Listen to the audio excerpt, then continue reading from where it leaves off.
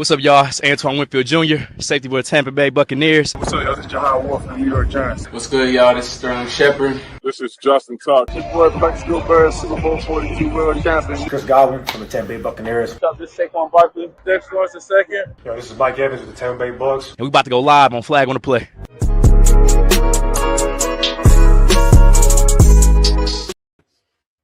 Yo, what's good, everybody? How's everyone doing? Welcome back to another episode of Flag on the Play College Football Edition.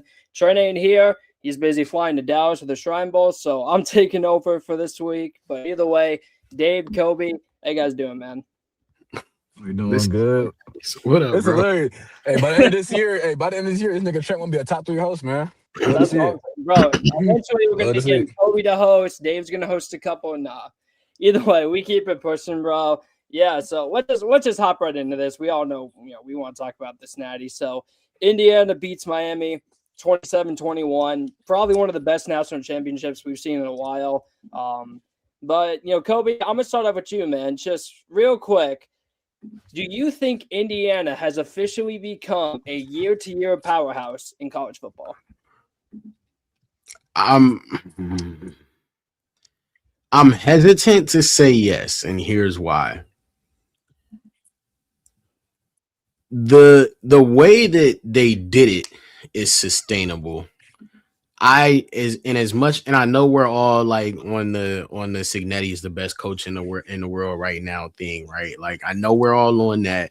I know how he got it done, but the nuance in how he got it done is that a lot of those were his guys, right? Like a lot of those had been his guys for some time. A lot of those were guys that he brung from JMU.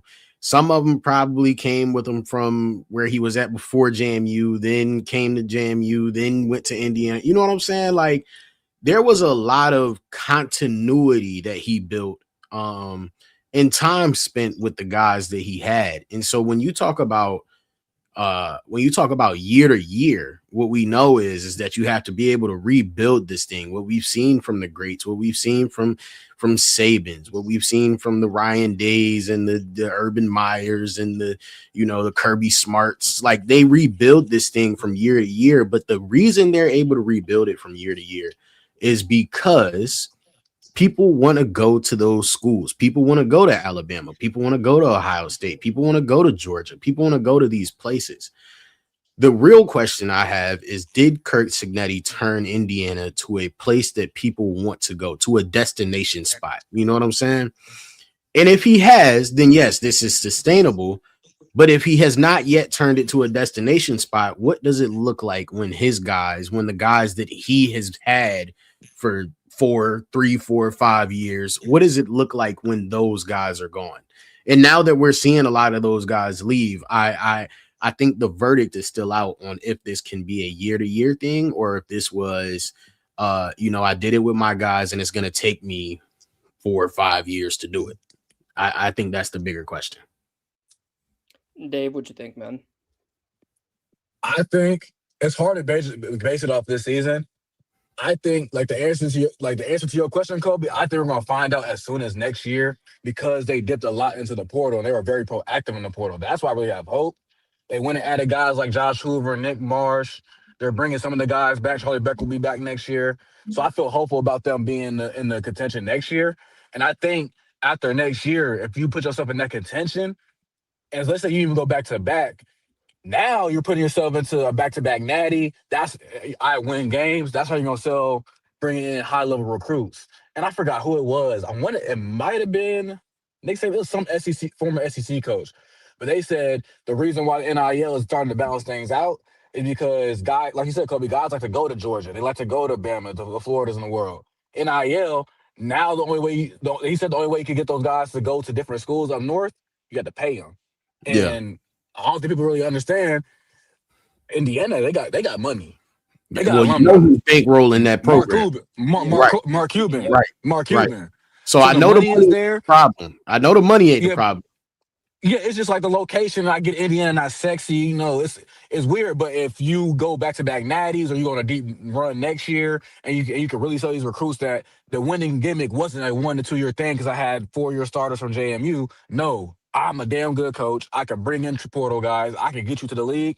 And as soon as next year, we're gonna find out they really can be a powerhouse. And I have faith because Cincinnati, I mean, what he's done already is just amazing. Yeah, So for sure. I definitely have faith in Indiana. Yeah, I think Donnie, could you say that this is successful even if they don't win another natty for 4 or 5 years? Like, Yes. Because even if they're 140 just in years, Kobe. contention, right? Even if they're just in contention, right? Like, even if they're just like maybe they don't go back to back, maybe they're a 15th seed, or maybe they make the playoff and get bounced in the first round. You know what I'm saying? Like, is it, you know what I'm saying? Is it a thing where even if they're in contention for playoff spots, this is still successful because we're still talking about Indiana at the end of the day, right? Yeah, I would agree. Like, I don't think you have to go back to back. You don't have to do what Georgia did in 21-22. You don't have to go back to back like that. Just be competitive, make the playoffs again. Even, semifinals, I'd call that a huge success, especially when they've lost as many pieces as they did. Losing D'Angelo Pons, Eric Fisher, you're losing defensive linemen, Surratt, Cooper, and the big one is Mendoza. But the thing is like, what makes this more impressive is that they're not getting the 5 stars, at least yet. I think down the line, if they can continue this success, they will get those 5 stars, especially when you have the money. And obviously, facilities is nice and whatnot. Indiana doesn't have the equipment that like a Georgia or a Texas would. But when you got money and you got coaching, I think that alone is attractive enough for a lot of those people to go into that portal. So I agree with you guys. I agree with Kobe all the way about you don't have to go back to back just to have that maintained success. Going back to back is hard. Not a lot of people have done it. And even, some people say the Georgia back to back, they got lucky with some injuries on, some of the opponents they were playing. So, no, you don't have to go back to back. But this is what I want to say about Cincinnati, bro. You can tell me any year of Urban Meyer, Nick Saban, Kirby Smart. I think what Cincinnati has done this year is the greatest coaching feat I've ever seen from any Power 4 coach in the history of college football. Indiana was a bottom tier, laughable, awful program. I'm an Iowa fan, born and raised in Iowa, go Hawks all the way. When I was younger, I looked at Indiana and I was like, oh yeah, easy win. Don't have to worry about it. We're going to beat them by how many points? This year, they flipped that around. First team to go 16-0 in the current college football playoff. They dominate all the top tier opponents. They beat Alabama by 5 scores. They clobber Oregon. Obviously they had a close game with Miami, but Miami was hot. Beating them was tough, especially when they were kind of getting, they were getting pretty close towards that end on choking that game away. But Mendoza obviously made the huge run, was able to get them the lead, all this stuff. So I don't know, man. And I'm not saying Kurt Cincinnati's the GOAT. I'm not saying that at all because he has a long way to go. But what I can say is this is the single best feat I've ever seen from a college football coach, probably ever. I really don't know how you can argue it's not. He has 2 losses in his career at Indiana. Both of them, by the way, were to the teams that made the national championship last year, Notre Dame and Ohio State. And this year he ran through everyone. I just don't know if you can name me another season that's more impressive from a coach perspective than Signet did this year. So shout out to Indiana, man. They're unreal. But I want to get to Miami. So, Dave, I'm going to start out with you, man. Even though they lost, do you think the U is finally back? It's funny because I always said I really wouldn't put faith in Mario Cristobal, but here I am. I mean, what he's been doing, he's been steadily building that program back to what they need to be. I think they've been doing pretty good in the portal. We'll see how the Mensah situation is going to go. I feel good they're going to get him. They added the edge rusher from Missouri today. He's a dog. So I think they can be right back in the mix, especially in a weak ACC. I think Miami's going to be a team that's always going to be in the playoffs just because Clemson's on the down, Florida State's on the down. There's really no competition in the ACC. So as long as they get in, they have a shot because at the end of the day, Miami is still one of them names where you're going to get the 5 stars. You're gonna get the transfer portal recruits, and you got a good coach. So that's my take on that. Kobe? I just don't know how you could say they're not, bro. Like, I get the like. Here's my thing about it. Beggars can't be choosers, right? Like, beggars cannot be choosers. And I know this is the college football show, but damn it, if my Cowboys made a Super Bowl and lost, do you know how nasty I would be on pods? Do you know how nasty I would talk, right? Like beggars cannot be choosers. Miami is in that same boat. Beggars cannot be choosers. Miami going to the national championship, win, lose, or draw, we know that they lost, but the fact that they got there and the fact that they haven't been very good for quite some time now, I don't know how you could say that they're not back. Like that, what is that? What more did they need to do? Go and win, I guess, yeah, for sure. But you make it to the game, man. You make it to the game, and you did it with Carson Beck, who nobody believed in. JJ just told you you don't believe in Mario Cristobal. Nobody believed in Mario Cristobal. Nobody believed in Carson Beck, right? Like we knew this defense was gonna be something. Did we know it was gonna be this good? No. Did we know? You know what I'm saying? Like I think there's just so many things that go into this that when you look at it, you're like, you really didn't expect it. You didn't believe in the you didn't believe at the beginning of the playoff run. The only people that believed were Miami fans. This was a real question about whether they were even going to make the playoff or not. And they get to the national championship. They walk down Ohio State. Carson Beck goes and walks down Ole Miss. You know what I'm saying? Like it was just so many things that go into this. That's like, this is a team that's relevant again. This is a team that you wanted to watch week in and week out. Whether it was a hate watch or a love watch, you wanted to see them. They were must-see TV.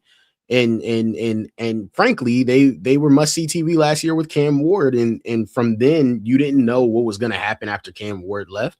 And Cam Ward left, and somehow they still made a national championship with Carson Beck, of all people. Carson Beck, man. I don't know how you could say they're not back. I agree all the way. Like Miami, you saw the flashes last year, like Kobe said, with Cam. He was doing his thing. He was the best quarterback in the country last year. And this year, you saw the defense take that step forward, which is good because last year the defense was a mess. They had a lot of defensive line injuries. Akeem Messidor got hurt. Ruben Bain was hurt all year. They had some nice breakouts in the secondary this year. So, yeah, overall, and speaking of the man himself, JJ, how's it going, man? It's good, man. Yo, what's good, Kobe? Man? So, you know what? I'll ask you, since you're the ACC guy, you're the Clemson guy. You know what I mean? Man, I was just listening, man. Look, are the U back? We ain't talked to you since you said you didn't believe in this team. We ain't talked to you since you came on here. Since you came on here and had a whole rant about this specific team after like week 4, week 5. Oh shoot. So look, let's just get it out the way. For one, it pains me to say this, but Mario Cristobal, I give you your respect for doing what you had to do, man, this season. Looking at it, I still don't think that they could have beat Oregon. Just gonna be honest. They're lucky they didn't have to see them. But the reality is they made the national championship game, and no matter who makes it, you got to give them that much credit, right? Here are the facts, though. Oh, brother. This is a fluky season. Ooh. This don't happen regularly. And them making the natty on the route that they made it on, in the conference that y'all always get on Clemson for winning, they didn't even win the conference. They didn't even win the conference. Made the playoffs. Had little Cinderella run that they did. And guess who they ran into? The big man on campus. Big Kurt. Big Indiana. Big Nando. The guy that y'all passed up on. And guess what happened, man? Y'all took that L. Y'all got spanked. Dun, dun, dun, dun, dun. Straight like that. So, I don't think the U is back. They are looking right now to go try to get Darian Mensah out of a contract with Duke that he signed. He gave away his NIL rights. They said, bro, we're going to pay you $7 million so you can help us. We are begging you right now. I'm on my hands and knees begging you so that way you can show up to this team. And guess what? He's probably not going to be able to show up. So guess what, guys? Miami is now struggling to find a quarterback.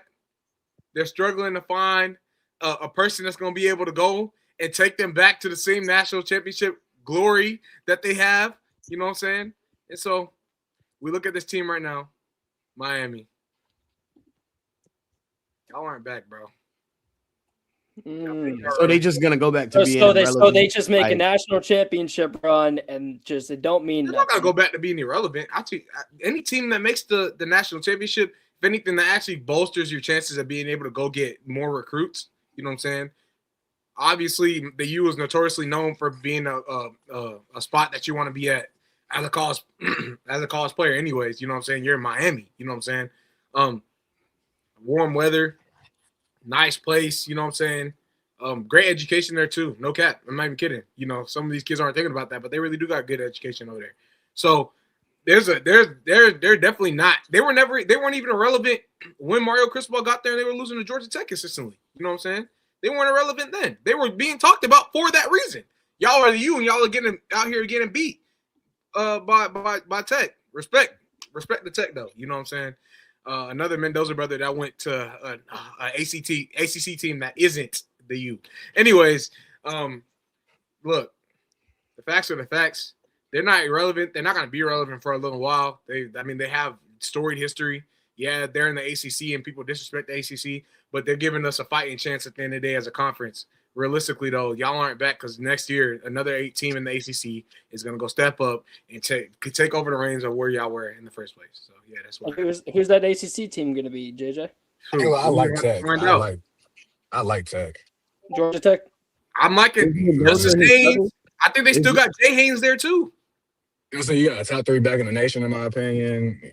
We'll see what Alberto got to deal with. I mean, they play good football this year, so I wouldn't be surprised at all. You agree with that, But Kobe? y'all know, you have another team. Y'all know where I stand, bro. Yeah, you already know who's going to make the return. Listen, Georgia Tech. Y'all know how I feel about Georgia Tech. But we talked about this last time we saw JJ. That was the conversation at hand last time we saw JJ. I love Georgia Tech. Love them for everything they've done. Love them. Love the campus. Love the environment over there. Love all the engineering students. You know what I'm saying? Mm-hmm.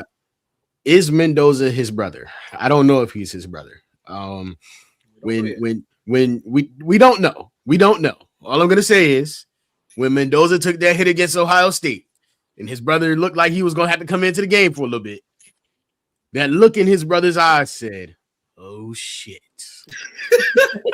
That look in his brother's eyes was not very that look in his brother's eyes did not look like his brother. I'm gonna just be honest with you. His brother got cracked, and he said, I don't know if I want any parts of that. I'm just being honest. But I mean, he could turn out to be really good. The team. We know the team is decent. The team is on the rise.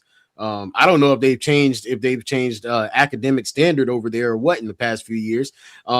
But something has happened and the academic tide has changed, basketball and football and all of the other sports as well.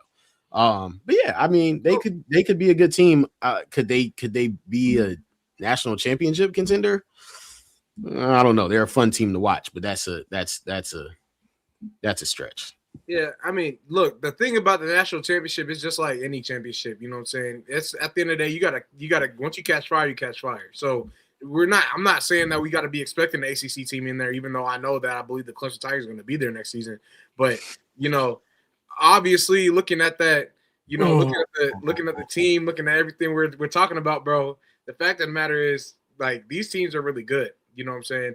And like you brought up the fact that you think the academic standard changed. I don't think that at all. What I think happened is that like these teams have been doing, aside from, you know, Michigan doing what they're doing, but Georgia Tech Brent Key is seeing something. He knows the method, right?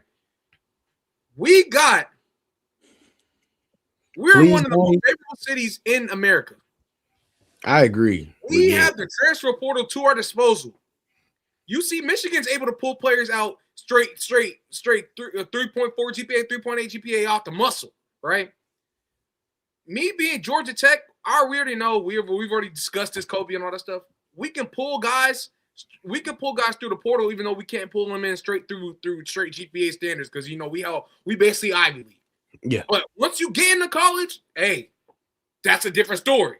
No business majors over here. No sports management majors. Yeah. You feel me? And so Brent Key, he Oh, knows respect sports management. Chill out. what he needs. He knows what he wants. He knows what he needs. Hey, a regular sports management major and a football sports management major are two totally different things. Let's just be clear about that. Yep. If you major in sports management in comparison to your star wide receiver majoring in sports management, two totally different sports management majors. Oh yeah. I know some of them people. So yeah, the reality is Brent Key has done what he's supposed to do, right? He's made the waves that he's supposed to make, and now they're starting to do. You don't pull a recruit like Justice Haynes like that if you don't got some staying over there. I know he's a Georgia boy. I know all that, but that he could have went to UGA. They're notoriously known for running the football too. We know that. He could have went anywhere. Why did he choose Georgia Tech? One of the best running backs in the country. Why did he choose Georgia Tech? Something's brewing down there, bro. So look, the ACC got something cooking up. Not Vandy. What's it called? Got something cooking up over there though. Wake Forest, all these teams, man. So come on. Donnie, can you answer this man's question so he can get off of this Oregon thing? Even though we've talked about Oregon every week since we've well, it's actually funny because the next topic I was going to go to was, we didn't talk about last time, so let's just bring it up now. The presumed number 2 overall pick, Dante Moore, going back to school. Dave, what you think about that, man? I'm not mad at the decision at all. I mean, I think in totality, what's best for his career, that's definitely the route to go. There's not a good sample size whatsoever about players with 20 starts or less, minimum amount of starting experience in college, succeeding in the league. I was just kind of surprised because, most players, they hear, I'm going to be the top 2 pick. I might be top 5, maybe top 10 at worst. I'm going to get the NFL bag. But NIL's a factor. Obviously, this is the same guy who left UCLA to sit behind Bo Nix and Dylan Gabriel for some time to take over at Oregon. So he's obviously one that's shown he's caring about his career as a potential NFL pro. So I'm not mad at the decision at all. And that just makes Oregon even better because not only did you bring him back, but you brought back Matayo, Washington. So this is a team that's looking to come back with a vengeance after a very disappointing year. Gobi. What's the actual question in here? Is the actual question Dante Moore? The question is basically like, what's your thoughts about Dante Moore returning? Do you agree? Do you think he made a mistake? What do you think? I think he did what was best for him. He didn't want to go to the Jets. He also knew he wasn't ready. And everybody doesn't get. Everybody, listen, I know what we all think about these revivals of the careers that's happening right now. I mean, we're talking about the Sam Darnolds, the Baker Mayfields, the Geno Smiths of the world, right? Like, that's just not, it's not a regular thing that happens. And so the fact of the matter is Dante Moore probably felt like he wasn't ready, probably knew he wasn't ready, probably didn't want to go to the Jets, didn't want to waste the beginning portion of his career to end it early, to end it fast, basically. Because everybody doesn't get a second chance at this thing. The next thing is we notoriously talk about Oregon. Oregon chokes every year. This is who they are. It's beautiful over there. Campus is great. Nike is great. Uniforms are great. They are not great. They are not great. They notoriously have these top teams with top talent, with all the money, you know what I'm saying? And it never works out. It never works out in their favor. I will not believe in Oregon ever until they give me reason to believe in them. Yeah. That's all I got. I don't know, Josh? So you're asking if Dante Moore was right in going back to school? Yeah. I think he was. Like, obviously, he's leaving the money on the table, like what Andrew said in the comment section. But at the same time, he knew it was best to prioritize his inner development as a quarterback. And I think that he was wrong. He was a raw prospect who needed more time. And you see that quarterback prospects within recent history, quarterback prospects with less than 20 starts, like Dante Moore, haven't panned out pretty well. Because the more extensive experience starting that a quarterback prospect gets, the more and more it helps translate to the league. And that's been the trend in the history. And teams are aware of this. And teams watch his tape and they see that he can be a strong beneficiary of extra time within the league. So yeah, money and potential injury risk is a part of the problem. But at the same time, he did what was best for his inner development as a quarterback, and I can't shame him for that. So I think this is. Yeah, I agree. As the draft guy, Dante had his issues. The Indiana games were the most clear. Like, the stuff where, whenever he was blitz, he would have a hard time handling pressure, all this stuff. But I do think it was smart of him to go back, also because of how much of Oregon's team is coming back. A large amount of their roster is returning. They look like legit national champion contenders. However, we'll have the conversation another time about Dan Lanning, but. JJ, what do you think, man? You think it was a good choice for Dante to go back?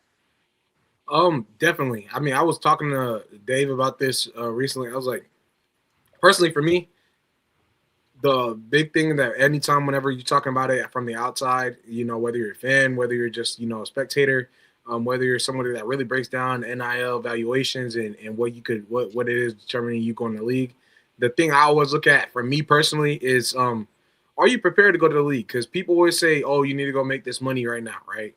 Some people have, these situations where, you know where your family's at and all this stuff. And whether or not you have NIL or not, it's still very difficult for you to go help, some people in general, you know what I'm saying?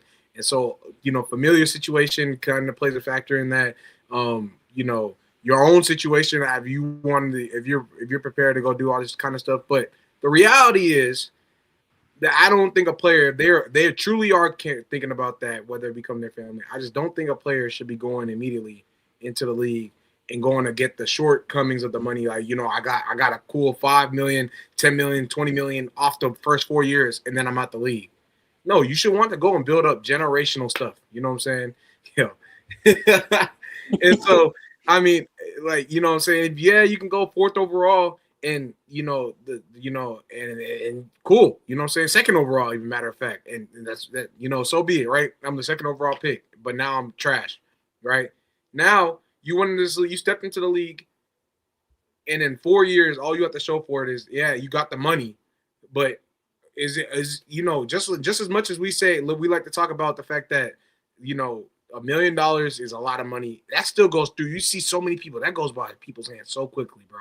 Doesn't matter who you are, and some people just still find a way to mess that up. And so for me, and how I look at it in these situations, there's so much more you could do when you actually go back and you become good at the craft that what you've been trying to do your whole life. You wanted to go be good. You wanted to go be a great player in the league and stuff like that. And guys of your caliber don't go make it to the league with 20, make it in the league for that much. Don't make it in the league as much as they say they do with 20, at least 20 games played in college football. They just don't, right? You got Cam Newton. Yeah, he worked out. Ryan Tannehill, he worked out for the most part. You know what I'm saying? And that's even an if. Kyler Murray, right? For a little minute, we was really sitting there saying, yeah, no, he's there, bro. You feel me? After that, bro, that list just goes down the drain. Yeah. Kyler, you say, huh? Well, I have the list somewhere. I can hold on. That list goes down. Go ahead, Josh. Read it off. And I'm pretty sure it's 7 quarterbacks. I'm gonna go find that list. Richardson is immediately the dude that pops in my head. Trey Lance. Those are 2 names. Yeah, Justin Fields, Mac Jones. Who else? Like, that list gets bad, man. And so I'll say I don't even give people Kyler. I just brought that up because there are people on the fence about Kyler saying at the end of the day he had his early seasons and stuff like that. My point being encompassing this whole thing is one dude definitively worked out, league MVP. Another dude was a game manager for a football team. After that, we're really questioning what if the rest of these dudes can play in the league, and that's just the reality. So for me, I think he made the right decision because he wants to go be a dude in this league. He wants to last for a long time. He wants to go be one of the league's best quarterbacks. And sadly, there's the reality that he can get hurt. God forbid that doesn't happen, and that tanks him even more because that's what people talk about on the offhand is that you return. Now what? Now you could be facing like a whole nother year of just uncertainty because you don't know what can happen to you, right? The reality is, bro, he's betting on himself and he's gonna make it happen, bro. So I gotta respect him. Yeah. I know people in the chat are asking about the transfer portal. We're going to talk about that next week. There's still a couple of top guys left, but yeah, it has been crazy so far. Before we wrap this up, We're gonna do our first ever mock draft on the pod for the 2026 draft. The college season's over. We officially know who's gonna be entering the draft. So we're gonna pull that up real quick. What you laughing I'm at? sorry. Yes, sir. I'm just reading the chat. I'm getting short in the comment section, but there's no way. All right, probably- we'll just go down the order. Dave, you want to make the first pick? The most obvious. So pick wait, I do want to go ahead before we start doing this. Are we doing this based off of what? How we Let's feel do like- this What we would based do, off Jay. let's do this based off what you would do. What we would do? Perfect. What you That's guys would do. If you guys were the GM of this team, what would you do? Let's not do trades. Let's not make this too complicated. So Dave, with the first pick, who are the Raiders taking? Why shouldn't they take Trinidad champ? You got Fernando. You got big Meadows, man. I ain't gonna show. It's a given. Gobi, Jets at 2.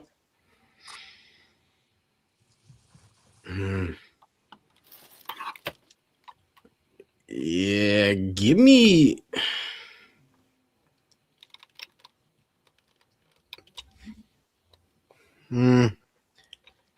I guess you could go Arvell Reese. I really hate him at 2.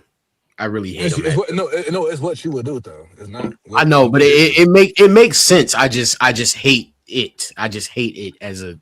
But it Is makes it a sense. matter of you don't like he's a true off the ball linebacker or not, or like you don't like that position at that high pick? I don't like the position. I don't like the he played 1 year and he's the number 2 pick, but I get why everybody likes him. I get what the intangibles are. I get what the measurements line up to be.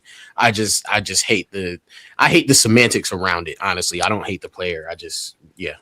But it makes conversation around him. Yeah.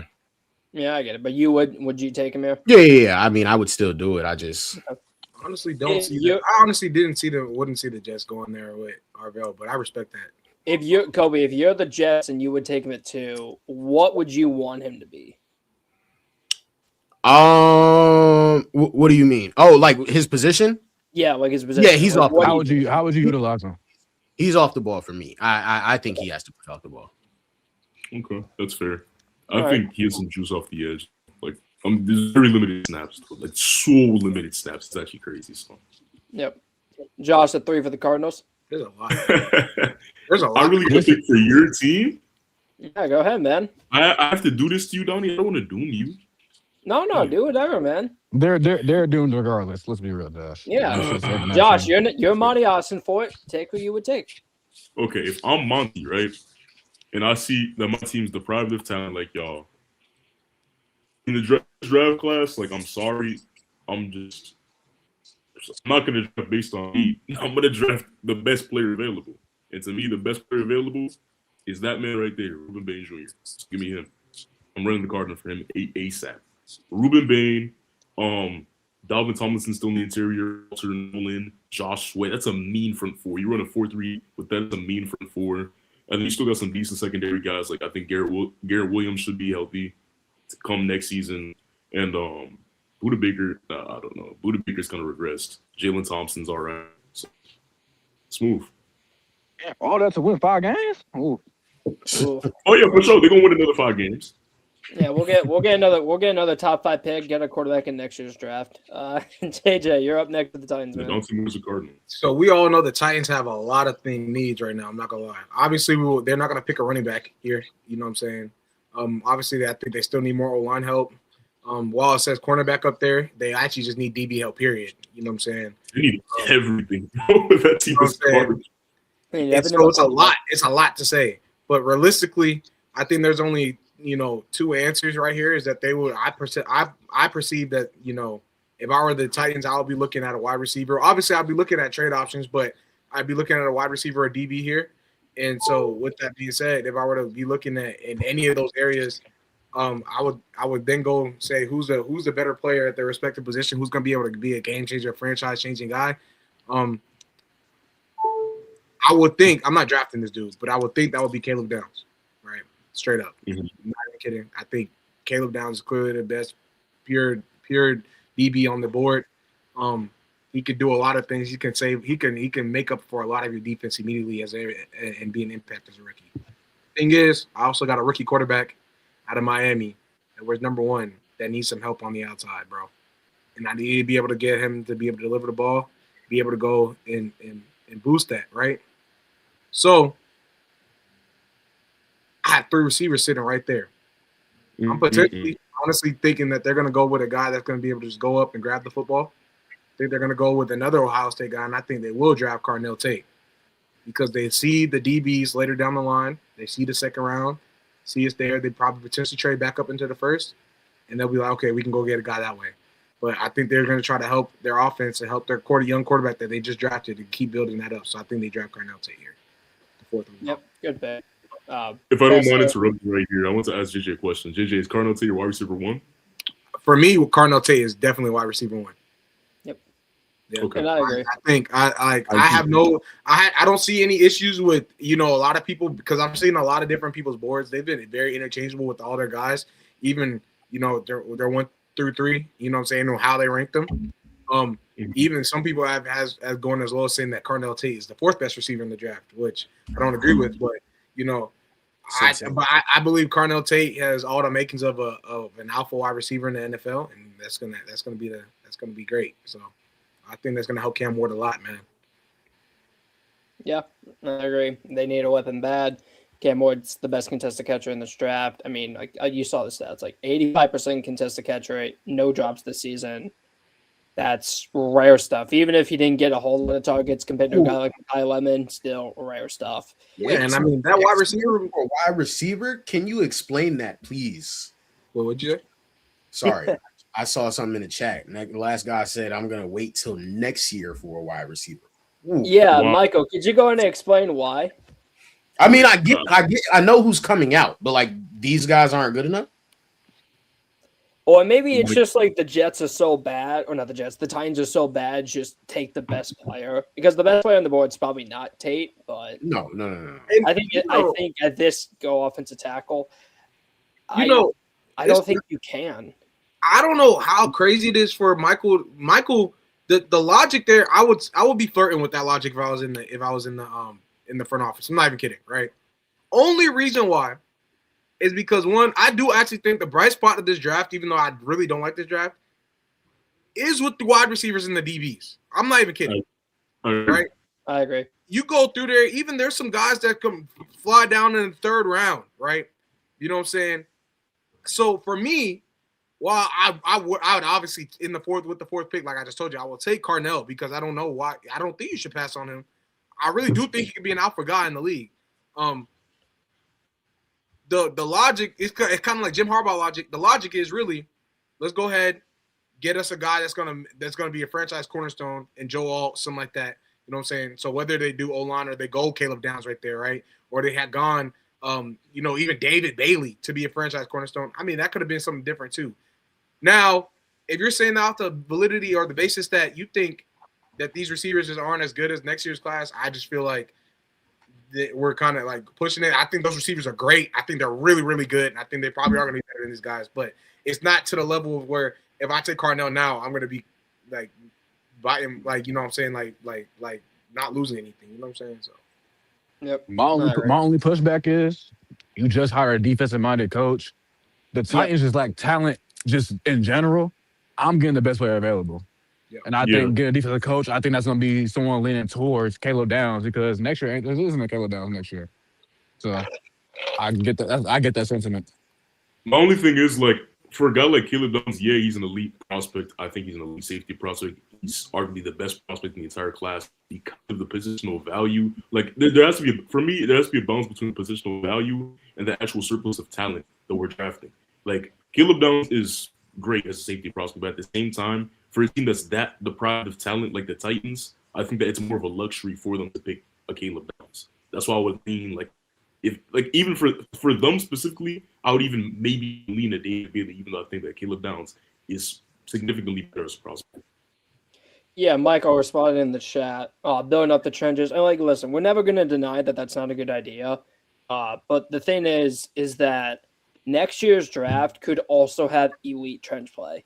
I mean, think about all the defensive linemen that return back to school. Colin Simmons, Dylan Stewart are two of the freakiest athletes in college football, and both of them could very well end up being better prospects than Ruben Bain. They very well could. All this stuff, like, next year's draft could be ridiculously good. So I think when you're in a draft like this, I think you just need to take a guy that you know is going to be good at the position that you are desperately in need of help with. And that's wide receiver. I mean, there's multiple times where Cam Ward is just being sold constantly by his wide receivers. I understand next year's receiver draft could be good. Jeremiah Smith could be a generational prospect. Cam Coleman could be a breakout. Nick Marsh, Charlie Becker. Like, there's tons of guys. We know this. But I think in a draft like this, you just got to do it, especially when Cardinal Tate does have the upside to be a wide receiver in the NFL. So that's my take on it. I'm up with the Giants. As intriguing as Caleb Downs would be, I don't know if they would do it because, and I don't know if I would. It's what you would do, though. I don't know if I would because they've already invested so much into safety over the last few years. You have Tyler Nubin, you have Dane Belton, who's a good player, and you just paid Javon Holland. So, and you have Drew Phillips in the nickel, who I still like. So my question is, if you were to take him, like, is he just going to be purely a box safety, or are you just going to have 4 safeties constantly rotating? To me, that's not a good idea. I'm not as high. I'm not high in that secondary as you are, so that's why. I'm not high in this. I don't like the boundary corners. The boundary corners aren't good, but the safeties, the slot, I feel like they prioritize that. I don't know if I would do that. I think they need help on the O-line, and whether you think Fanu or Maui Goa are guards or tackles, I think they could use either spot. Andrew Thomas is secured, but Jermaine is a projected free agent this year. I'm not sure they're going to pay him.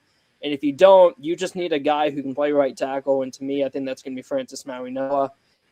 I mean, clean tape as a pass protector. I don't know if he has the crazy upside to be an all-pro, but once again, in this type of draft, you just got to take the good players. And Francis Maui-Goa is going to be a very good tackle for a very long time. And I think the Giants need that. With Andrew Thomas and him, Cam Scatterbo returned from injury, Jackson Dart, you have the weapons. You know, Wando just is coming up 1,000-yard season. You're getting Malik Neighbors back. Theo Johnson's a good player. I think this Giants offense is ready to not necessarily be great or elite, but it's ready to take that jump into, all right, we're starting to have fun. You know what I mean? So, and John Harbaugh can fix up the defense if he wants to. I completely agree with you. I thought you would have went wide receiver for them. I'm going to be totally honest with you. See, you could go Tyson. You could. I wide receiver for him, but that would be just me though. I don't think you're wrong. I don't think you can go wrong with them. I don't think you can go wrong as long as you draft offense over there. But yeah, because the reality, Kobe, the reality is, for me personally, I just think that's still going to be a bad team. Yeah. So I actually I love the Maui Gold pick because I think they need to bolster that O-line. I think it's been a talking point for however long. I do think that they need to put somebody next to Malik because Wandale, him being 1,000-yard receiver is cool and all, but there's more to that than just saying that he's an 1,000-yard receiver. You know? So, Tyson, right. Dave, you're up with Cleveland, man. Cleveland. If I'm Cleveland right here, I'm attacking the position group that usually in the last, I say, half a decade has been one of their biggest strengths, and that O-line has been just old, beat up. And that's the first step you need to do in terms of if you're really serious about your being your quarterback or you're looking to add another young quarterback in the mix. I would get Spencer Fano because, like Donnie said, in a draft like this, get good players. Yep. So I think Spencer Fano. Can I say that's a tackle or guard?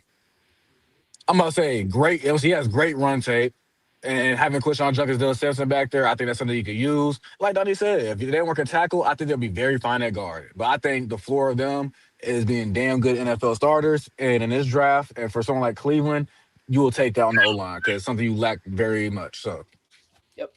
What were you going to say, Kobe? Oh, I was just going to say Spencer Fano is my favorite lineman in the draft. I'm not going to lie. Yeah, I agree with you. Most fun to watch. Now, is he actually my favorite? No, but he's my most fun watch in the draft right now. I'm not gonna Yeah. He's so damn athletic. Me and Josh watched him together. I mean, the athleticism, the mirror ability, the way he moves in open space, it's impressive. It's, there's a reason why he's been hyped up over the last 2 years, and he's been one of the best tackles in college football the last 2 years.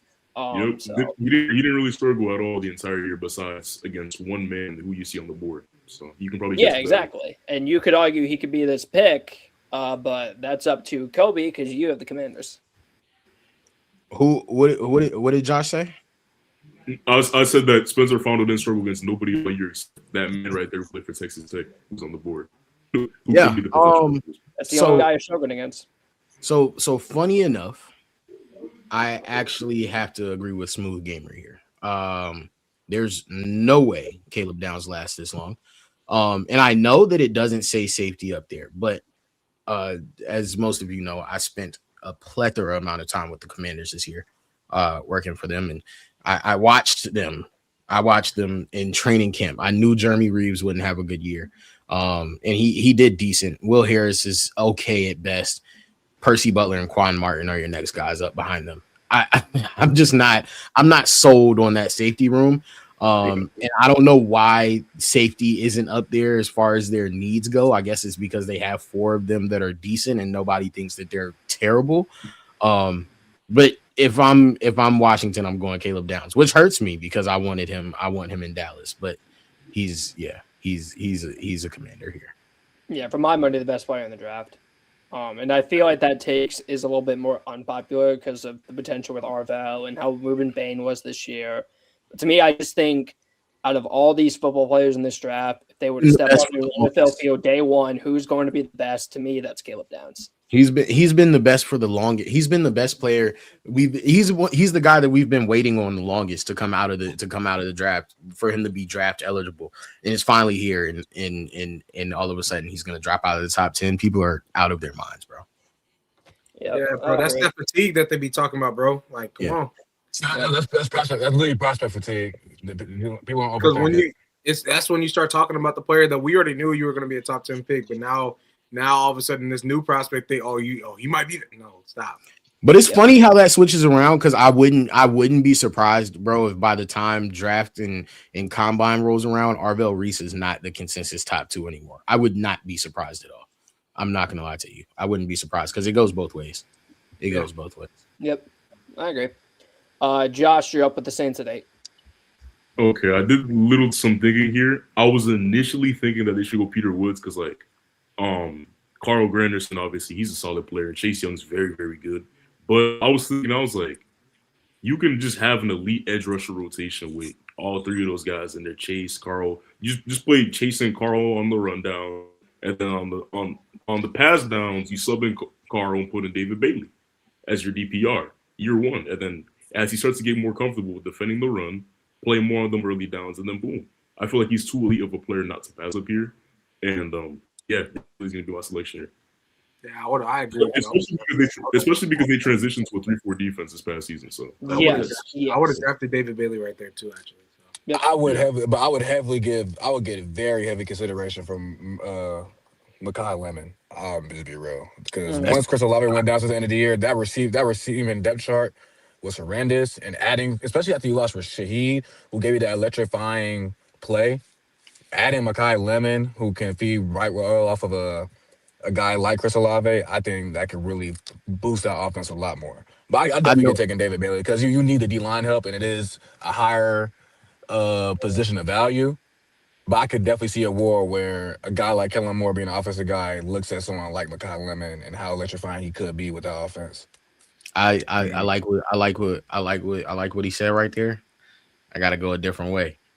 Hey, Jeremiah Love. I know 41 looks like the guy that just will never age. It has to happen at some point. It has to happen. He's aged. See, the problem is most people aren't like watching him anymore. So like you just see a couple plays here and there, and you see a little stat line, and you'd be like, oh, he's still decent out there. Yeah. It doesn't look the same. It doesn't look the same at all. It doesn't look the same at all. I know he said he wants to end his career there, and that's great for you. They at some point. You're muffled. Your mic is muffled. At some point, can you hear me? Yeah. Yeah, at some point they're gonna have to decide to go running back. I don't know when it will be, if it's this year or next year, but they're gonna have to. I agree. JJ, maybe the easiest pick here, or maybe you're going a different direction. What do you think of the Chiefs? Just like how Kobe was talking about that running back situation over there and on the Saints, I think literally 99% of the country believes that the Chiefs are going to take Jeremiah Love here. I'm definitely a part of the 99%. Not saying draft him just yet. And the only reason why I'm saying that is because, look, let's be real. I'm a worthy guy. I've been a worthy guy ever since he got drafted. Sadly enough, though, right now their receiver breakdown just isn't looking like it's cracking out the way it needs to be, right? Reality is they also need help on the defensive side of the football. They need defensive line help. Are you going to waste a premium pick? It's not even really a waste. I know you have the best quarterback in the league, but are you going to utilize a premium pick on a running back over a defender who clearly for the last few years has also been considered in regard as a top 10 pick, right? Clearly, I think the Bengals can go and take this guy. They can go take this defensive lineman.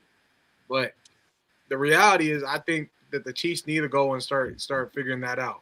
Now, I don't know how y'all feel about this, but I do think that they will be wrestling with the fact that Peter Woods is sitting right there at number 9. They will be wrestling with the fact, do I take a running back or do I take that defensive lineman?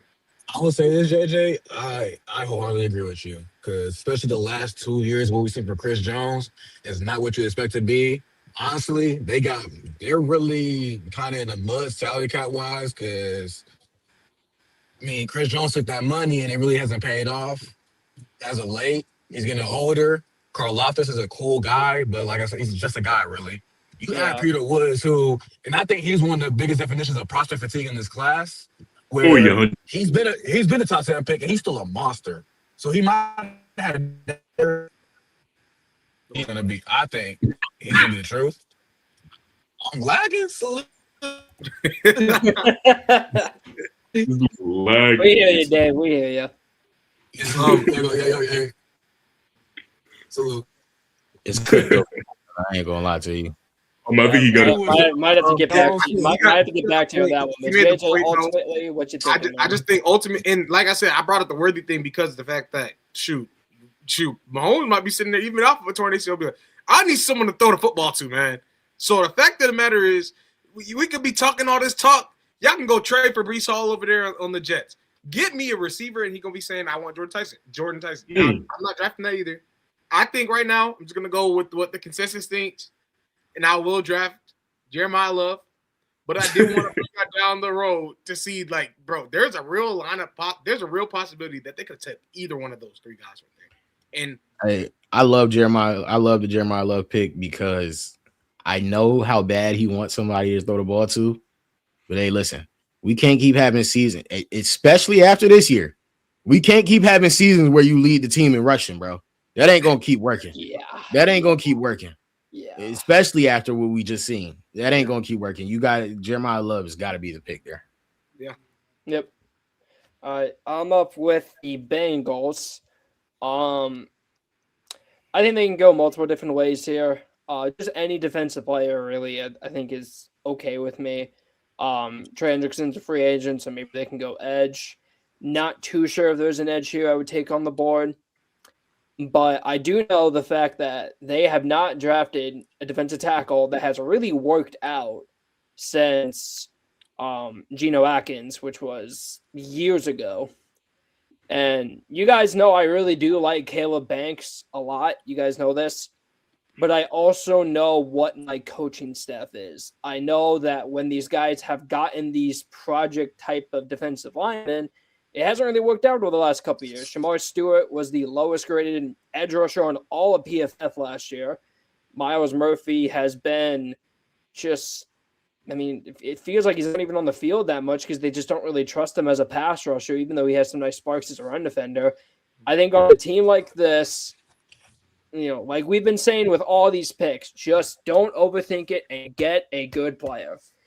And as much as I do like Caleb Banks a lot, I also know the fact that Peter Woods is going to be a better football player day one. I know that he's going to be, at bare minimum, a top 20 defensive tackle in the NFL the second that he wins in Cincinnati.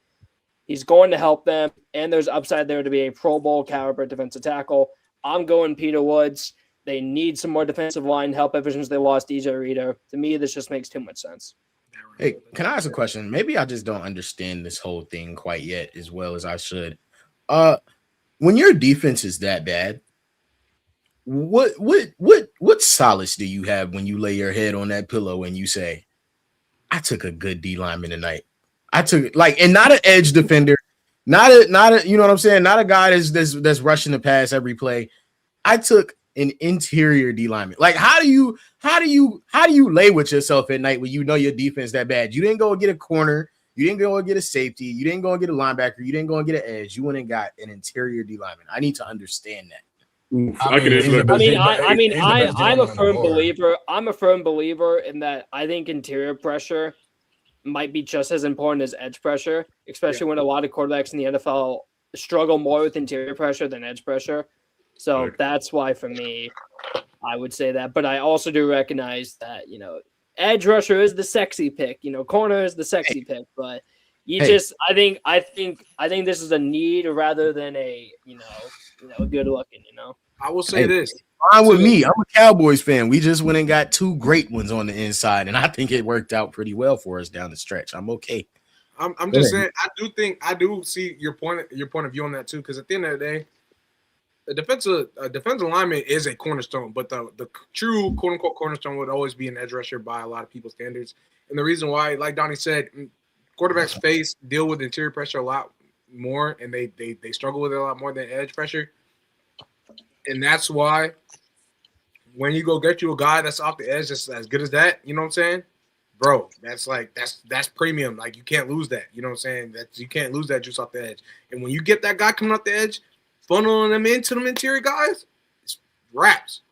Now, the problem is, though, when we talk about guys like Chris Jones, Aaron Donald, you know what I'm saying? Reggie White, you know what I'm saying? Keep going on the list.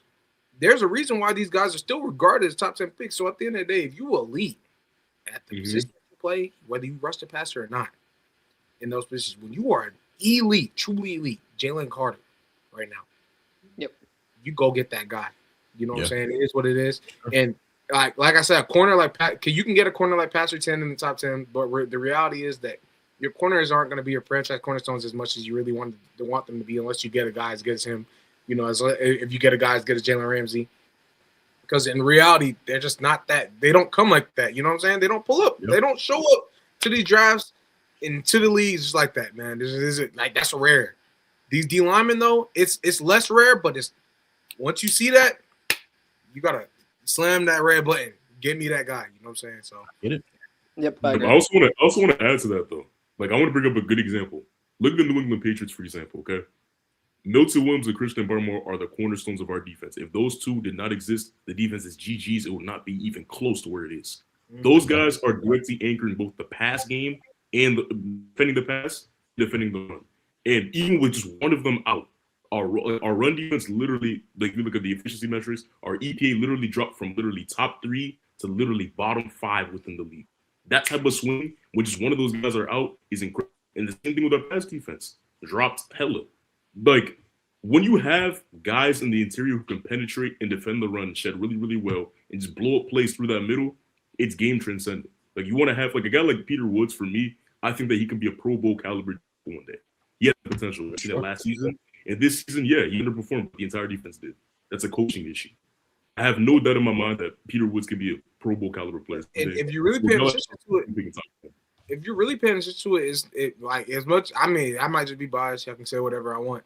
Y'all want. The reality is, bro.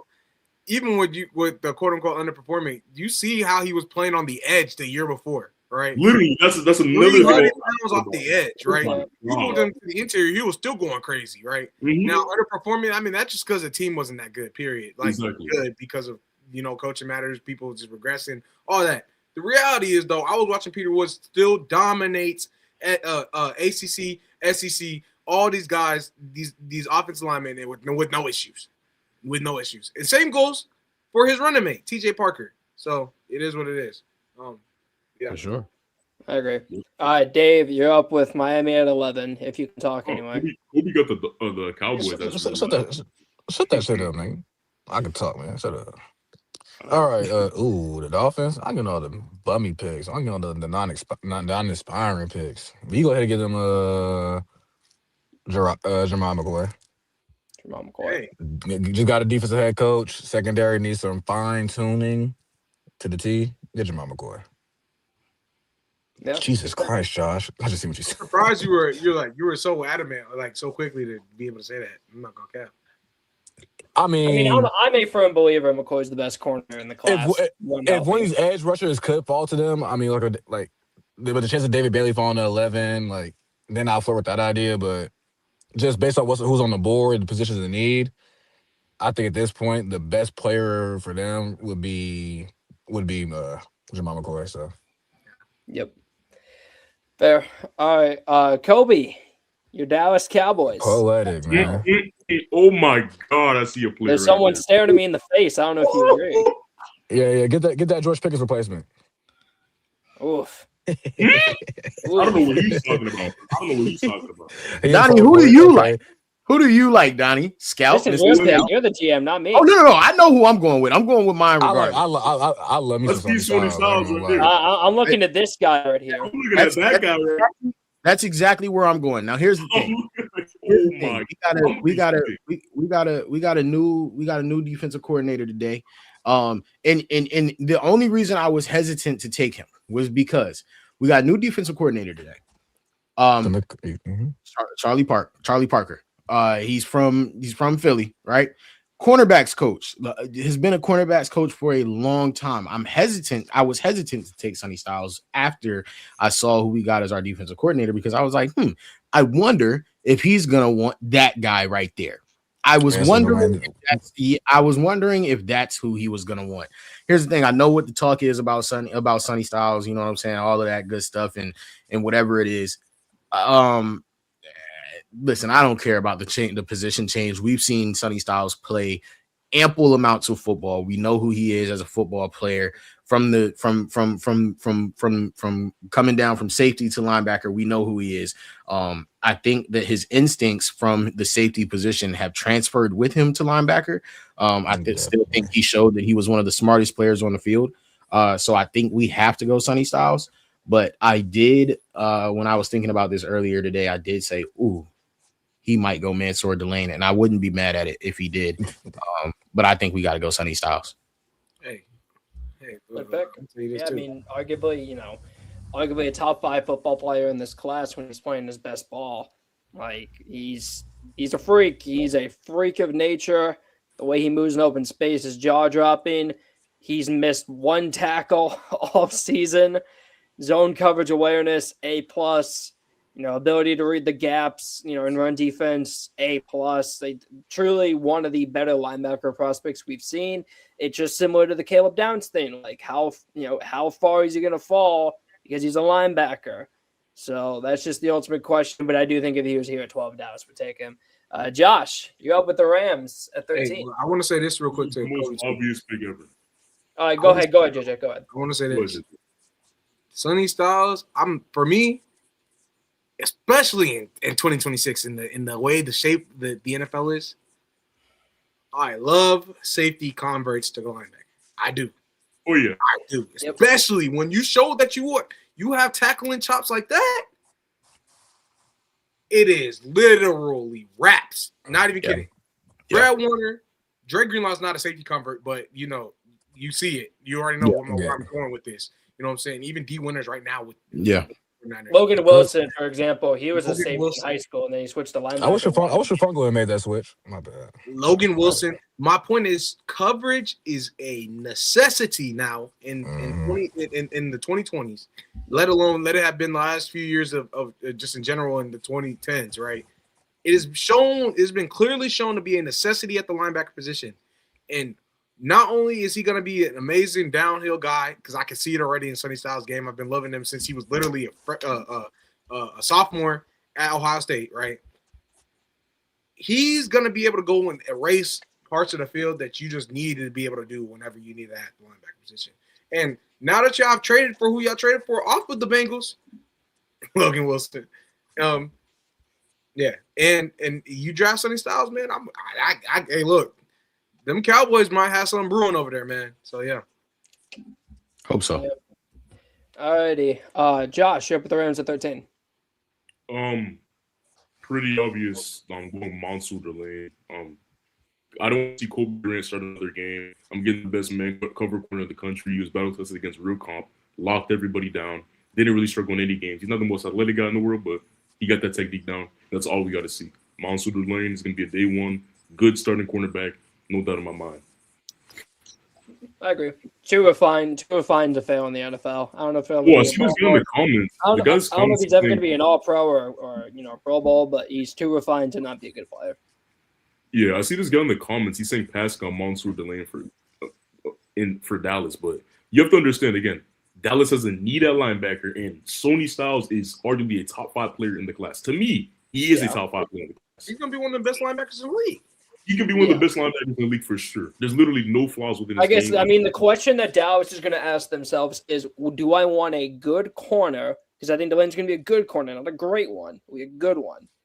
Or do I want arguably a top 3 linebacker who, if he hits his potential, could be that? That's why I think it's going to be interesting because of who we hired. Because I believe that sometimes you have to save people from themselves. And if you ask him who he wants, he's probably going to say, I'll take the good corner. I believe I can turn him into a great corner. This is also a guy that you're talking about, Coach Pat Surtain and Justin Simmons to All Pros, Cooper DeJean and Quinyon Mitchell to All Pros. You know what I'm saying? Like, this is a guy who probably feels like any good corner he can turn into a great one. So that's why I think the conversation is going to be so nuanced. But I do believe at some point somebody's going to step in, and Will McClay is going to step in and say, "Hey, we're taking Sonny Styles. Sorry about it." Yeah, fair enough. All right, JJ, Baltimore 14. What you thinking? Man, I'm not gonna lie. I'll be giving me all the teams that have actual like crazy routes that they got to go. Because right now, Kobe, you can attest to this too.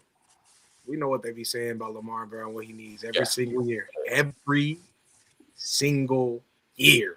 I think you have this. Nobody's going to come and save you in free agency. Like, nobody's going to come and save you. At some point, they just got to pick a guy and say, hey, you don't have a choice. You got to come. If I were the Ravens, you know what they'll do? They go pick up a little small receiver instead of go get that big body guy they've been saying they need.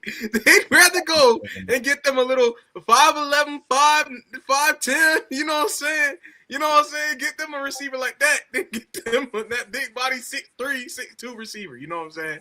6'1" even, right? But here's the facts. Their defense just fell off a cliff over the last 2 years. And Donnie, we've been talking about this for weeks. And they hired a coordinator today, a defensive coordinator. Jesse Minter, man, was just hired to the Baltimore Ravens.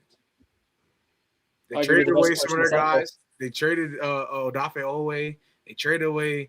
I'm pretty sure they traded away Matt Beast, if I'm not mistaken. If not, he's just injured. But they did. Basically saying you lost a lot of defensive line. See, I see a dude that played down in Gainesville that hits him with the every single time he gets a sack, every single time he gets a stop. And I really, really, really, really believe that they're gonna go and still not follow what Lamar does. And honestly, if it were my choice, I'm not even gonna lie to you, I would do this too because your defense is that bad. I would take this project because this guy can become insane at the next level. You look at Caleb Banks like me and Donnie do now? Yo, this is no, not to that level. You know, not to that level. No, I'm not. I love Caleb Banks right now. I love Caleb Banks. If I'm in that office, this is actually the 1 year where I don't actually think that we need to go and bolster our offense to go help Lamar right now. As much as I want to help Lamar, this defense, you had the time to do that, and you wasted that time, right? You need to get the defense back right. That's just a fact. There's nothing else you can do. You have to get the defense back up and running. So with that being said, if I need that defense back up and running, I need to go get me a freaking monster down in the freaking trenches. I'm just gonna be honest. Get that started. Get them having to worry about some dude having to triple team him because of the fact that he's 6'6", 330 pounds of pure freaking dominance. Right? Go get that guy.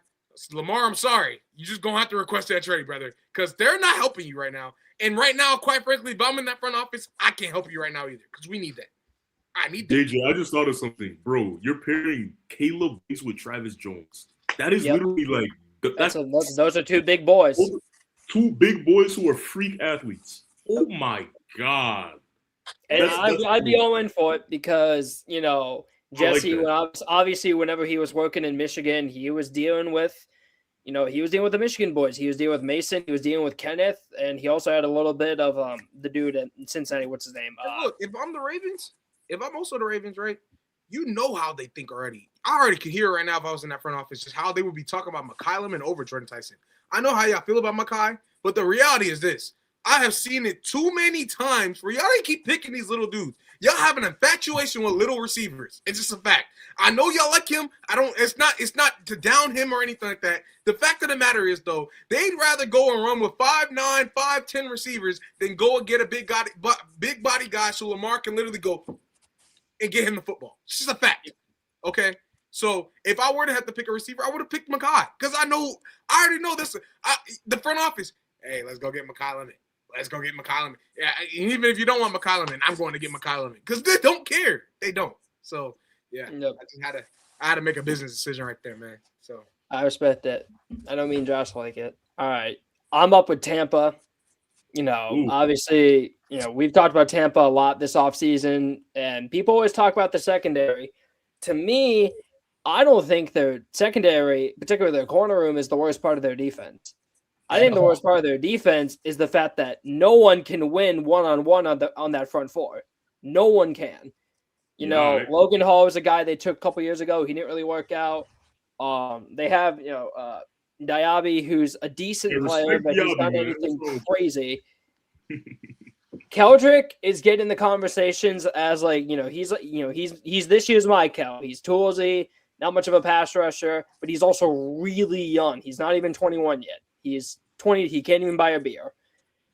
But if I'm being honest, I saw TJ Parker. I was going into that tape watch and I was thinking, listen, a lot of people are saying he fell off a little bit. A lot of people are saying maybe he isn't even a first round pick. I watched him. Was there regression? I think there was a little bit, just a little bit. But is it so much to where he should fall out of the first round? To me, absolutely not. I think he's one of the few guys in this draft that I think could develop and be a legit Pro Bowl edge one. Josh, I see what you're saying about Avion and Abney. I think both those guys are slots, and I think Jacob Paris is a really good slot corner. I'm talking to the comment that said that Brandon's better than that Brandon's the best corner left on the then yeah, I agree. But when it comes to the best corner who I would take here, Avion, I think he's a nickel, and I think Jacob Paris is one of the better nickels in the NFL already. So to me, I want to get a one-on-one winner. I think Keldrick could develop into that. I think he could. But to me, what's the mentality I've been saying? Just take good football players. I think TJ Parker is a guy, you bring him in. If he can get back to that 2024 type of player, this is going to be a ridiculously good pick. I don't have enough good things to say about TJ Parker. I think the conversations around him have gotten way out of control. He should be a first-round pick. I think this should be, maybe some people would call this a good reach, even, people high on him. I just think they need edge rusher that bad. And I think he doesn't have the high, his upside isn't higher than Falks, but I think he's a better player day one. And I think he develops into a better pass rusher than him. So that's what I would do. Dave, 16 Jets. What you thinking? You ready? Let's do it. 16. Remember Arvell with their first pick. They took Alvarez with their first pick. Yep. I'm pairing McCollum with Garrett Wilson. I'm getting that receiver room right. We're getting real right on that offense. A.D. Mitchell, Makai, Garrett Wilson. Oh my God, the route running on that. Oh, yeah. Good luck trying to cover those guys. Oh my Lord. Good luck trying to cover those guys. Woo. Just got to get a quarterback to hit those guys. But respect. No, that's a great pick. Makai, Garrett Wilson, and A.D. Mitchell, something crazy. That is diabolical. Like that's just oof. Yeah, Josh. Obviously, you're the Makai guy. I mean, we've been Makai Lemon FC. We've been Makai Lemon FC since the summer. But I think I like the guy. I really do. I think he's arguably a top 10 player in the draft. But you think a lot higher than I do. Yeah, 100%. I think a lot higher. And that's like I'm gonna be honest. Like, part of my evaluation for Makai Lemon is bias. I'm not gonna lie about that. Like I love his play style. Tough, like within at the catch point, he's really tough for his size. The routes are butter. After the catch, he's super, super dynamic. Like, he's the most rounded, if not the most rounded receiver in the entire draft class. The only thing that's limiting him is just the physicals. He doesn't have the ideal frame. But to me, you can definitely. To me, I think you can argue he's wide receiver 1. I'm not going to stamp him as wide receiver 1, but I think he definitely has an argument. If you don't believe that, then hey, you're probably just a physical. But I evaluate all of it. It's a full story to me. So fair enough. Alrighty. Kobe, you're up next with Detroit. What you thinking? Yeah, we're going lineman here, man. Got to. I'm going interior. Yeah. Yeah, I'm probably going. How do you say his name? Ione. People call him Vega Ione, I believe. Yeah, Ione. Yep. Yeah, I'm going him. That's pretty. I think you got it. We've seen what happens if you can get after Jared Goff, and so you've got to get him some help up there. I don't think there's many more problems than that unless you go defense. But yeah, I think I'm going there for him. draft good players. I like. Yeah, just draft good players. I think he's day one going to be one of the better pass protecting guards in the league. Josh, you're up with the Vikings at 18. Damn, Jordan Tyson's really slipping. But let me look at this depth chart real quick and make sure. Imagine they said we're going to trade Justin Jefferson right here. I mean, I will say this, Josh. There is conversations about Jordan Addison getting traded. Yeah, he's definitely had off concerns, and I'm not sure if he's gonna be on the team next year. If I'm being completely honest, so like Tyson just turned away BPA here. Like I know it's nasty. They have other needs. Like the offensive line's kind of Like I don't know who they have. I know Darisaw and Ryan Kelly both had injuries, but if they come back, I feel like the O-line could be better. And then Donovan Jackson, hopefully he progresses. I'm not sure how he's gonna be. I think a fully healthy offensive line for the Vikings could definitely be better. Be at least average. So with that being said, BPAFC, we don't take Jordan Tyson because I don't know. No. And the Panthers just miss him. No, bro. Bryce Young just misses him. I wanted him for the Panthers, but hey, I don't have the Panthers pick, so I'm gonna be fair. The GM of the Vikings, yeah. I personally believe that they would have went corner there. I'm not even kidding. Yeah, Avion. I feel like they already have a guy in the spot in Byron Murphy. He's played a little bit of boundary recently, I will say. And y'all are saying that Avion is a slot corner. Fair enough. Y'all think about his height and stuff like that and his size. I think he's really a slot. But I know he can play the boundary. I am fully aware, and I'm fully content on that fact. So I would have then doubled down on my pick for that. That's why I say that. Now, that's your pick, and respect to you. I thought you just gave me – I thought I had the most no-brainer pick ever right there until you just did that. Sadly, dang. Sadly, I still have another before we move on to the next pick, $5 super chat from Miles. Appreciate it, man. Salute to the panel. What the Fort fellas. Dave is a bot. We all know this. Josh. Put the Royds, come on, man. Appreciate the $5, man. Hey, shout out Miles, but hey, you know when you a big guy, man, you like to munch, man. So hey. You stay fed over there. JJ, Panthers are 19, just missing out on Tyson, man. What do you think they're gonna do? Oh man, I know they were licking their chops, waiting on that right there. And I would be angry through. I'd probably throw everything around the room just because the Vikings did that. Ain't gonna lie, Tyson or Lemon in Carolina, good lord. And more so about Tyson, the fact that Tyson shouldn't have even gone. They're probably gonna be angry because they're like, y'all got enough. Y'all don't need no more receivers. Y'all rocking with Jalen Naylor over there. You know, and can you show me his height and weight again, Jordan Tyson? And look, I mean, bro, this is an ideal pairing next to a guy like Ted McMillan. You know, obviously though, like I said, I still have a no-brainer. I think y'all have been very low on this man. No, I haven't. Okay, going this route. You know, Lemon to the Bay on the panel. He doesn't like this man that much. He thinks this man is Hollywood Brown 2.0. That's the same thing he said about. I never said that. Never said that. He said about Xavier Worthy. Woo! You see, you already clicked on it. You already know what it is, man. There's no way they don't pair this man Ted McMillan up with him. Well, there is a way. I mean, I'm about to say, I think there's a guy on the personal board. opinion in this situation, I think this is a no-brainer. You go get another guy for your quote-unquote franchise quarterback, your quote-unquote top 15 quarterback, your quote-unquote playoff rising quarterback, your quote-unquote best quarterback in the South. Man, you cooking. This man is cooking. You go get him another cooking. receiver. You go make that offense better.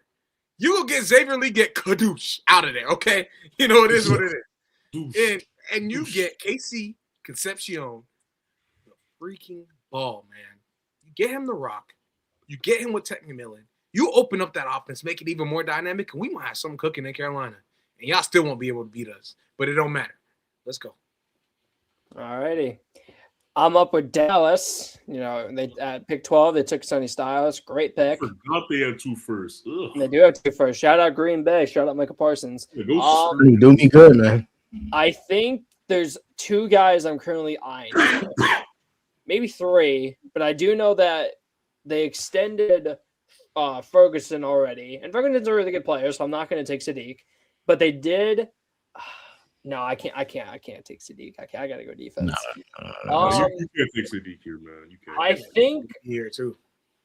I could see a world where they take a tackle, Caleb Lomu. I really do like Lomu. I know he's a little raw, but Dallas has not had any issues with taking, raw prospects. They took Tyler Smith, turned him into an All-Pro.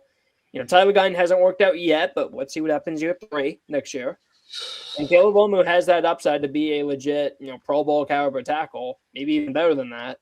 I see a lot of Cole Miller in him, and Terrence Steele has not been very good, but it really is hard to ignore the defense. And I think with them hiring a defensive, a defensive back coach as the DC, they're going to want to go corner. I do think Avion's a nickel, but I don't think they're really going to care. I'm going to go Avion here. He's undersized a little bit, and that's why I think he's going to be in the slot, but tremendous recovery speed. He can, he's sticky in man coverage. He has good instincts. Ball skills are impressive too. He played his best against some of the better competition he played against. I still really like Avion, even though I do think he's a nickel, but I've also been a firm believer in nickel corners becoming arguably the most underrated position in football right now, with how many guys have been thriving at that position, like Trent McDuffie, like Brian Branch, like Cooper DeJean. We'll see what happens to Janae Bear. I really liked him. So, yeah, I'm all in on this pick. I'm really telling y'all, man. I think regardless, I don't know, I'm not biased. I just know what I'm watching. He could be 5'10 or 5'11, 180. The reality is, I know for a fact that man is going to be a great boundary corner. You want to know what scares me about Avion? He has some of the craziest hips I've ever seen. His hips are elite. They're crazy. It's literally like you ask God and you're like, give me the best hip fluidity in human history for a slot corner, and you just give, and it's Avion Terrell. He has that, great hip fluidity. I think that's easily his best trait as a corner. Yeah, bro. Cora, whoever Cora is in the chat, that was literally me just now while Donnie was talking, bro.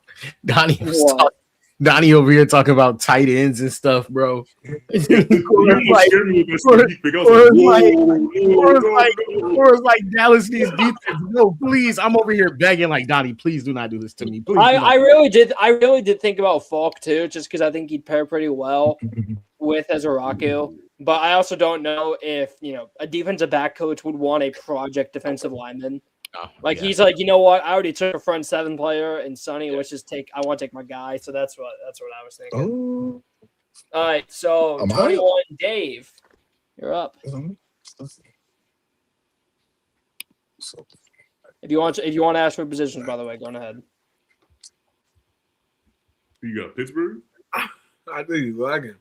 And he's lagging again. Oh wait, y'all hear me? Yeah, you good? Yeah, you good? Jesus. Oh, y'all can hear me? Say okay, but who I got? Pittsburgh. Oh yeah, get Ty Simpson. Hold Ty Simpson. Whoa, Ty Simpson. Wait, so no. If you're taking Ty Simpson? You're taking Ty Simpson, Dave? Dave, that's who you would want for Pittsburgh, correct? The lack of doom is getting him. We'll get back to him on that, bro. We'll get back to him, but Ty Simpson for now. Listen, I do think Ty is going to get underrated by the media because of how badly it ended. I think we can all agree the Alabama situation was arguably the worst since Bryce was doing his thing at Bama. The O-line was a massive disappointment. Ryan Williams was a big disappointment. They had a lot of struggles offensively. They also couldn't run the ball for anything. But I think why I would disagree with this, or if they did it, it wouldn't shock me. But why I wouldn't is because I don't think this roster is any good. I just think Tomlin's been doing enough to get them into the playoffs because he's Mike Tomlin. A lot of the best players are also older. TJ Watt, Kim Hayward, Darren Ramsey. Like a lot of the best players defensively are older or injury prone, like a Payne Wilson. So I don't know if I would do it, but I understand if they did it. Alrighty. Kobe at 22. You're up with the Chargers. Can you scroll back up for me right quick? I just want to see something. No, on the pick side. Yeah. Pick 17. Huh. Interesting. Nothing. I was looking at my mock draft and doesn't matter. I'm struggling here. I don't know. I know that they need interior offensive line.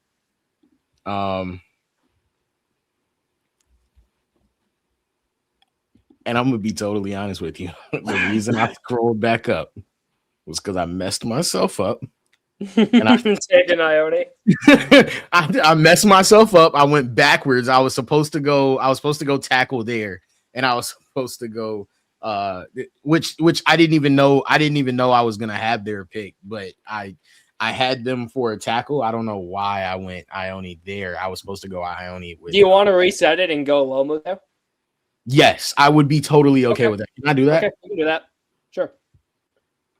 Because I'd imagine none of us are going to take a tackle or guard with any of those teams because none of them really need it. Yeah, I was not supposed to take. I had in my mind linemen, and I was like, yeah, I took a lineman there, and I did not mean to go Ione. I'm sorry, guys. I messed up the thing. No, you're good. You're good. I'll just reset real quick. Worst case scenario, you could just Proctor put him at guard now. Yeah, right. All right, Carnell. I guess while I'm doing this, what's something we could talk about? Real quick, let's go rapid fire. Who's your guys' favorite team to portal edition in college football? Kobe, you start. My favorite what? Your favorite out of all the players that entered the portal. What is your favorite destination out of all the players that entered the portal and committed to a school? What's your favorite? What's my wide receiver that went to Texas? Help me. Coleman? Yes, Coleman to Texas. And I know it's like cliche because it's like that's the one that everybody's looking at. But I truly want to see. I truly don't feel like we got the production from him at Auburn that we wanted to see. And so I think this Texas thing is interesting because I want to see if he gets the production that he needs to be the guy that we all want to see him be. Also, Arch Manning. Listen, I'm not the biggest Arch Manning supporter or believer. So I want to see if with the addition of Cam Coleman, will they help each other in a way? So, yeah, that's my favorite one. JJ, what about you? It's not that they're not going to like this. They're not going to be expecting this. But Quincy Porter to Notre Dame. I thought Quincy Porter went to Michigan. But fact of the matter is, I like him as a receiver. I thought that Ohio State was just about to keep going and just giving the league crazy receiver prospects, talent, all that, right? That were going to be really good in the league. Quincy Porter, Notre Dame with CJ Carr, and who's the other dude? Dang, this other receiver. I think defensively? No, it's another receiver. Jaden Greathouse? No. I have to look it up. He transferred over there too. I think he had to transfer. The other Ohio State receiver. Yeah. Okay. Yeah. I just think that's going to be a crazy offense right now, and they have some guys in their running back room that's actually still really good, and can give you a lot of good stuff going. So yeah, bro, that's mine right there. Alrighty, and then Josh, real quick, wrap it up. It's gonna be weird, but these two players haven't been announced to Miami yet. Darian Mensah and Cooper Barteke, the receiver from Duke, both Duke players. Bro, I think that could be a lethal ass duo down in Miami. Like, those are both guys I think that could be really good players with proper development, and I think that Miami can bring out the best development in them. And I think, bro, Darian Mensah is not making it over there, bro. He's not. He's gonna make it over, bro. I'm telling you right now. I'm telling you, Mensah over there. You got another year out of the running back, and then you got Tony Bartikay, oh my gosh, the offense is They are praying to God that they get a quarterback because he's not making it out of that situation. There's no way. I think he does. I think he makes it out somehow. Michael saying Coy Perch to Oregon, another really good landing spot. You know, they losing Dylan Thiemann to the draft. Thiemann, excuse me. You know, obviously he was an insane freshman at Minnesota. Was arguably one of the 3 best safeties in the country as a true freshman. Had a down year last year because of injuries and just coaching was a disaster. Hopefully he can have that Dylan jump where he can get back into that first round conversation, and he's a freak. So maybe what could happen, but. Back to the mock. Kobe, you went Vega Ione for the Chargers. They need some interior offensive line help. Good pick. Josh, you are now up with the Philadelphia Eagles. Oh, okay. What are we gonna go here for the Eagles? Let's see. This is tough. Because I'm trying to think of like the free agents. They drafted John Campbell obviously to replace Nakobe Dean. He's gonna hit the market. I'm not sure if they bring back Goddard. I'm not completely sure. I know Jalen Phillips is a free agent, but even then, I feel like could they still use some more edge help? Like maybe some tweeners. Like when I thought it, maybe they could use a guy who could play both edge and interior. Like Culture Folk does sound intriguing there. But at the same time, offensive line, man, the interior needs work. I want to see the interior offensive linemen that are available. Ooh, I don't know his list. Like, Pregnon's cool, but I don't know if I'm comfortable taking him this high. Proctor, I'm not comfortable taking him this high either. But could he fit at guard? Like, maybe. Monroe Freeling, like, he's not a guard. He's a tackle. I think it's pretty good. So. This is tough, bro. Proctor at guard is beautiful to me. You see what they did with Mekhi Becton last year, bro, and that was insanity. I mean, I don't know. There aren't words for what they were able to do with that. I think Proctor also gets underrated by a lot of people just because there's so many Evan Neal comps. Like unlike Evan Neal, he has gotten better every single season. He has played college football. Every single season, he has progressed as a pass protector. Even though the run blocking still can be inconsistent, especially with how limited he is. I think vertically, I think he's pretty quick. I think horizontally, it's a little bit more questionable. But vertically, when they're asking him to move in space, it's pretty good. But getting to the second level was pretty good too. So I think Proctor. My pick here. I will say this though, Kobe, to the Becton point. Becton was always a crazy athlete. Yeah, that's fair. Out of Louisville. I mean, before his injuries, he was like still actually get regarded as he's going to be one of the best tackles in the league because the way he just kept getting hurt. Yeah. And to the point where they're just gonna retain him. So I thought he was, obviously he is a draft bust, but in terms of like what happened for him, I thought like, dang, bro, I thought his career was done. Yeah. I mean, you move an athlete like that to the guard and on one of the best offensive line units ever, you don't even think about it until you realize what you just watched, what you just witnessed. And so Caden Proctor got the athleticism. He definitely has athleticism. I don't know if he got Mekhi Becton athleticism, but he definitely has athletic. Maybe he has that athleticism post-injury, but shoot. I mean, I can see that guard play. I just, he has a lot of other stuff to work on for me too. That's just how I feel about that. Yep, fair enough. JJ, you up with the Browns at 24 at pick 6. They took Spencer Farnos. What are they going to do at pick 24? Bro, I don't even know. These guys are good. You need a helping hand, JJ? I see Denzel Boston sitting in there, bro. But that's not moving the needle for me. I actually don't see that they claim they don't need defense, which I actually disagree. Is Lomu off the board yet? Yeah, Lomu was taken at pick 17. I can Would y'all flirt with the idea of taking that Georgia tackle here? I know a lot of people like him. Yeah. I think he needs development much similar to Lomu, but upside is still high. They already took a tackle though. When he goes to the combine, he's going to be a RAS. Yeah, Browns already took a tackle, so I wouldn't. They're gonna double dip in the they definitely I think they could because I'd strongly doubt it. Both of their tackles are free agents. Well, the thing is, I wouldn't. I wouldn't double dip. Yeah, you're the GM. So in a weak tackle draft like this, I'm not double dipping on tackle with both my first round picks. I just wouldn't. If I were to take a tackle, I think actually let me not say that because this is biased. Y'all gonna call me biased. This guy also slipped. He slipped crazy too. He slipped crazy too. I just gotta be honest with you. Actually, I thought Blake Miller, he slipped crazy too. I'm just gonna be honest. Like not I in terms of I still like Blake Miller, just not in the first. Not in terms of being like a top 15 pick or anything like that, but just being talked about in the rounds of being a great tackle, anyways. You know what I'm saying? I really do think they will still go defense though. I do think they will pick a defender because regardless of them saying that they don't have the defense on there, why are we acting like they don't need that help? We've seen it. Their defense is elite in certain areas, but they definitely still need help on opposite of Myles Garrett. Obviously they need receiver help. Denzel Boston's there too. I just really find it hard to believe that they wouldn't try to at least try to get. I see Keldrick folks sitting there. I just don't see why they wouldn't be like, you know what, we're gonna work with him next to Myles. We're gonna work him next to Myles and get him going.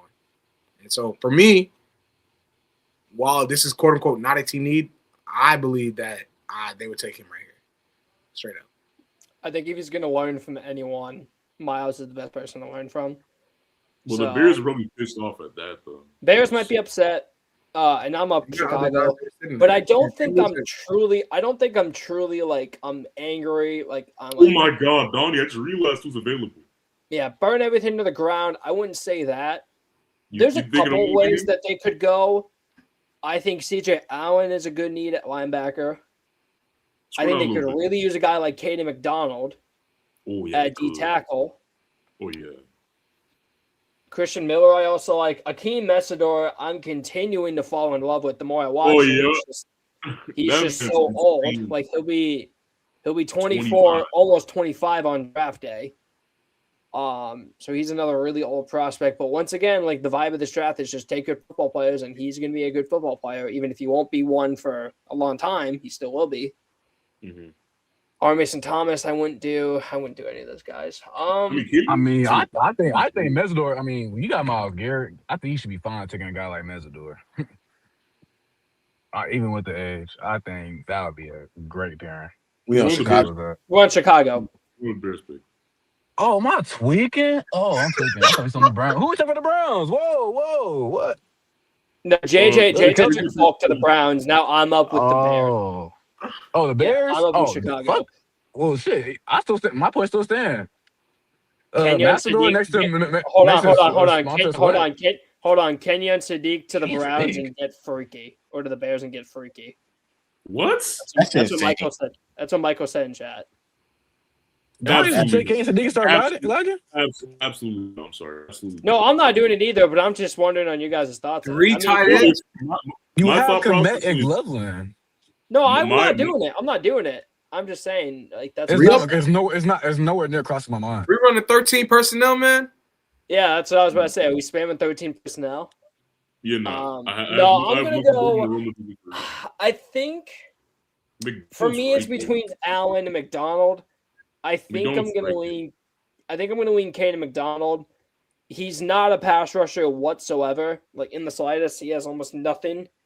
But this is a guy who is the best run defending defensive lineman in this draft. Eats up double teams, eats up two gaps like insanely well. He's powerful. He's strong. He's not athletic. But if you just want a guy who's just going to be like, he's going to be a guy who he's not going to get his name talked about a lot in the draft, or not the draft, in the NFL when he gets drafted. But he's just going to do the work that you need. And I think the Bears need that. They've had a problem with some run defense all year. They've been relying way too much on interceptions. So I'm going to go with McDonald. Dave, you're up with Buffalo at 26. Ew. That's going to be some shit. Let me look at this board, man. Who we got for Buffalo? I think this is a no-brainer, too. Who? I think there's two guys I'm looking at. Me too. Well, because, hold on. Not that T-Rex. Definitely not him. Why not? Be serious. I could see Denzel Boston, but the way Brandon Beam acting like his receivers are God tier. I mean, screw. I don't know. Hey, I mean, he Christian can Miller's say a whatever good he shot. wants. I don't really care. Also, You're the GM, not Bean. You're the GM. I still don't know if I would want. I think they address it in free agency. Even if they do address it, I don't really see them jumping the first round tied of a receiver. I probably wouldn't do it. I think I'd rather pick up free agency perhaps. In terms of, but the D lineman right now, this is bleak. I'm not gonna lie, this back end is bleak. I'm gonna give them. No, 'cause even their safeties aren't even that bad. No, Cole Bishop broke out big time. He helped him out a lot in the back end. He did. Also, one of my guys, you guys heard me Ooh. talk about Bishop streams ago. So I'm gonna take one of my guys. I know he probably wouldn't be the first option at this position. I know people like CJ Allen, but I'll give it Anthony Hill. I like Anthony Hill more than CJ Allen. And I think with Matt Milano falling off a cliff, I think go get that linebacker on right. Yeah. okay. Is it me? And I still think he's a high quality player. So yeah, good pick. All right, Kobe, you're up with San Francisco. I feel like they just made a business decision so Kobe can make this pick. By the way, yeah. What are you talking about? And I don't like him. I don't like it. But you're the GM, Kobe. I know.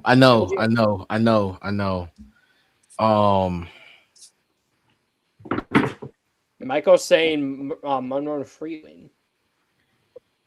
Why? Yeah, because Trent is getting older. Yeah, but I probably wait another year. Is there a good tackle coming? Is there some tackles coming out next year? Can we survive the year? Can we survive the year? I mean, the ones right now, the two names right now, the two names right now. Funny enough, the two names right now are Gooseby and Seaton. Those are the two. Yeah, I say this, Kobe. I don't think tackle. I don't think tackle was the big problem this year. I think the interior is horrendous. What I'm saying. I think you gotta. But the problem is, I don't like any of the interior left here. And so if I'm looking at Buddy this from board, Oregon still on the board, I'll take Buddy from Oregon at the front. You're the GM, Kobe. Yeah, I think I'm going Boston, man. Alrighty. I'm gonna cry. That is, I wouldn't. Hold on, I want to hear. I want to hear. I understand that Denzel Boston's not the greatest route runner in the world. Like, obviously, he has struggle separating, but like at the same time, like he's very athletic. He's gonna run by. He's gonna go up and catch the ball. Like the guy has speed to him at the very least. Like, he's speed and athletic. Like I feel like if you really coach him up, he can be something solid for sure. I don't think Boston's. Go ahead. I don't think Boston. I don't think that's the type of receiver we need. I think they're looking at like a KC, someone like that. I think it would be more of a shock if they went Boston over someone like Zachariah Branch. Even though I don't like Zachariah Branch, but I think that's something like they will do. Because Josh, it's a stat I saw the other day. Our fastest play on offense this season was charted at 16 miles per hour. Mm-hmm. It's bad. And slow. Boston is cool, but when you got someone like Jawan Jennings, you got guys who go up and who play strong, who can go and get a contested ball. Even DeMarcus Robinson could do that. I just don't see Denzel Boston being the guy they take, unless you're letting Jawan Jennings walk in free agency. You know that could be an option, but with the way our receiving room looking like, I don't think that really is an option. But who knows? I mean, we're picking at the back end of the draft, and the back end of the draft it's just bleak. So yeah. All right. Before we get to the Texans pick, $2 dono. Shout out Dawson, man. W panel, Michelle boys. Shout out Dawson, man. Shout out Dawson. Man. Appreciate the $2, man. Alrighty. Texans at 28. Josh, this is on you. I got Texans at 28. Okay. Oh, let me just make sure. Hold on. Give me 1 second. I have to verify this. Okay. I'm definitely looking at O-line, but I'm just trying to verify what side this guy played on. Freeman played right. Did he play right or left? Left tackle. Yeah, he left, but he's right tackle. The Texans right tackle was Trent Brown, but obviously he's old. And their left tackle, Ariante Erstry, has been way better. I think I'd still go Monroe Freeland on this. I think he looks like he has right tackle versatility. He played a lot of right tackle before, so. He did. Yeah. All right, Freeland is. JJ, your favorite team in the NFL? Rams at 29. My favorite team, huh? Donnie. Man, I'm not even gonna get into that rabbit hole, man. Talking about that pick. That can really sabotage right now. They took Mansour Delane at 13. FYI.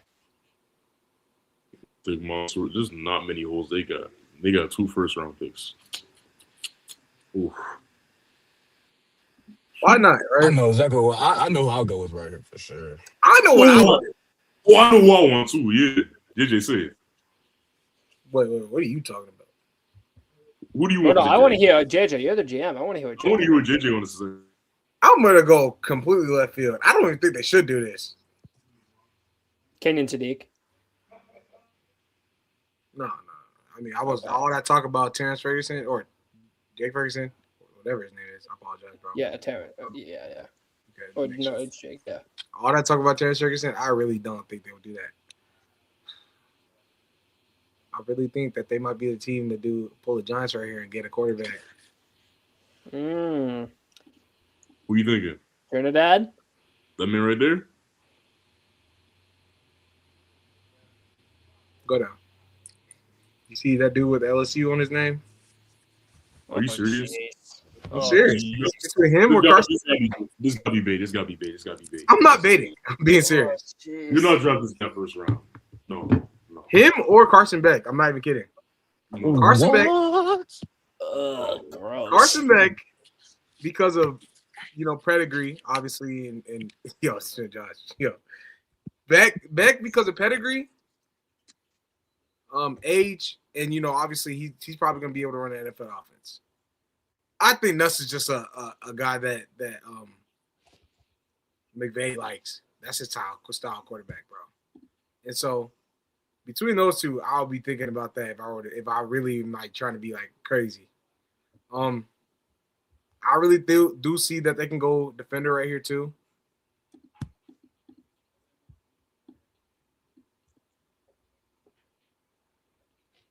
There's a plethora of defenders here, bro.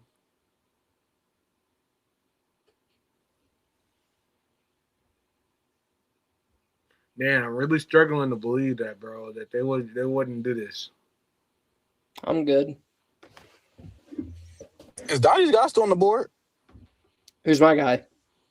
Dylan Thiemann. Yeah, Thieman's still on the board. Man, I'm doubling up. Fuck that. Part of my language, but screw Garrett Nussmeier. I'm going. Actually, I don't know much about him. Talk to me about him. Oh, dude, he is so good in deep space. He's so good in deep space. He's so good. He's improved as a run defender also. I just think he's arguably the best pure, downs. He's the best safety in the draft. No question about that because his versatility is insane. I think Thiemann is the best. If you're putting a guy in single high, which I know doesn't happen a lot nowadays, but if you're putting a guy in single high, you're putting either Thiemann or Downs. I'm taking Thiemann. I love doing things. What corners do they have left? This last before I really actually go with what my gut is telling me. You could double dip a corner. We've been talking about how bad that corner room is. I think Braden Cease is on the board. Keith Abney's on the board. No, I'm gonna make a splash pick, bro. I'm gonna make a splash pick. Go to quarterback. Oh, gross. They're gonna do this. I think they trade for a quarterback for them. I think they would do this on day 2. GM, if you want to do this is your team. Yeah, you're the GM, man. Which is what I'm gonna do. That's why I'm gonna go get a McVay guy. And I'm gonna take Garrett Nussmeier. And y'all gonna have to live with that pick. I will say this: I still think Garrett Nussmeier is going to be. Well, someone we know. Go ahead, I still think Garrett Nussmeier is going to be a top 70 pick. I still think that. Well, he's going to go somewhere round 3, round 2. I know he will. Well, Donnie, let's not forget a good friend of ours in the group chat did say that the Gary Nussbaum selling is Matthew Stafford. So you know what? This is Yeah, very I was poetic. told that by someone. Mm-hmm. We're not gonna throw names out, but yeah, I'm up. SCB Manny, my bad. We need to I'm do up that. with the Patriots at 30. For me, this is between Akeem Messidor Mess this or up. Cassius All I'm Howe. gonna say is, if you mess this up, I dare you, bro. I dare you to mess this up, Donnie. I dare you. You dare me to mess it up, huh? I dare you to mess it up, man. Josh, who were you thinking about for the Rams? For the Rams, Dylan Thieneman. Let me pull up the Patriots depth chart real quick. And like, they walk away with Delane and Thiemann. That defense gets that much better. We still think Nuts is going round one? No, we do not. That was boy. That was JJ JJ. right. No, that was him. all JJ. That was all him. For me,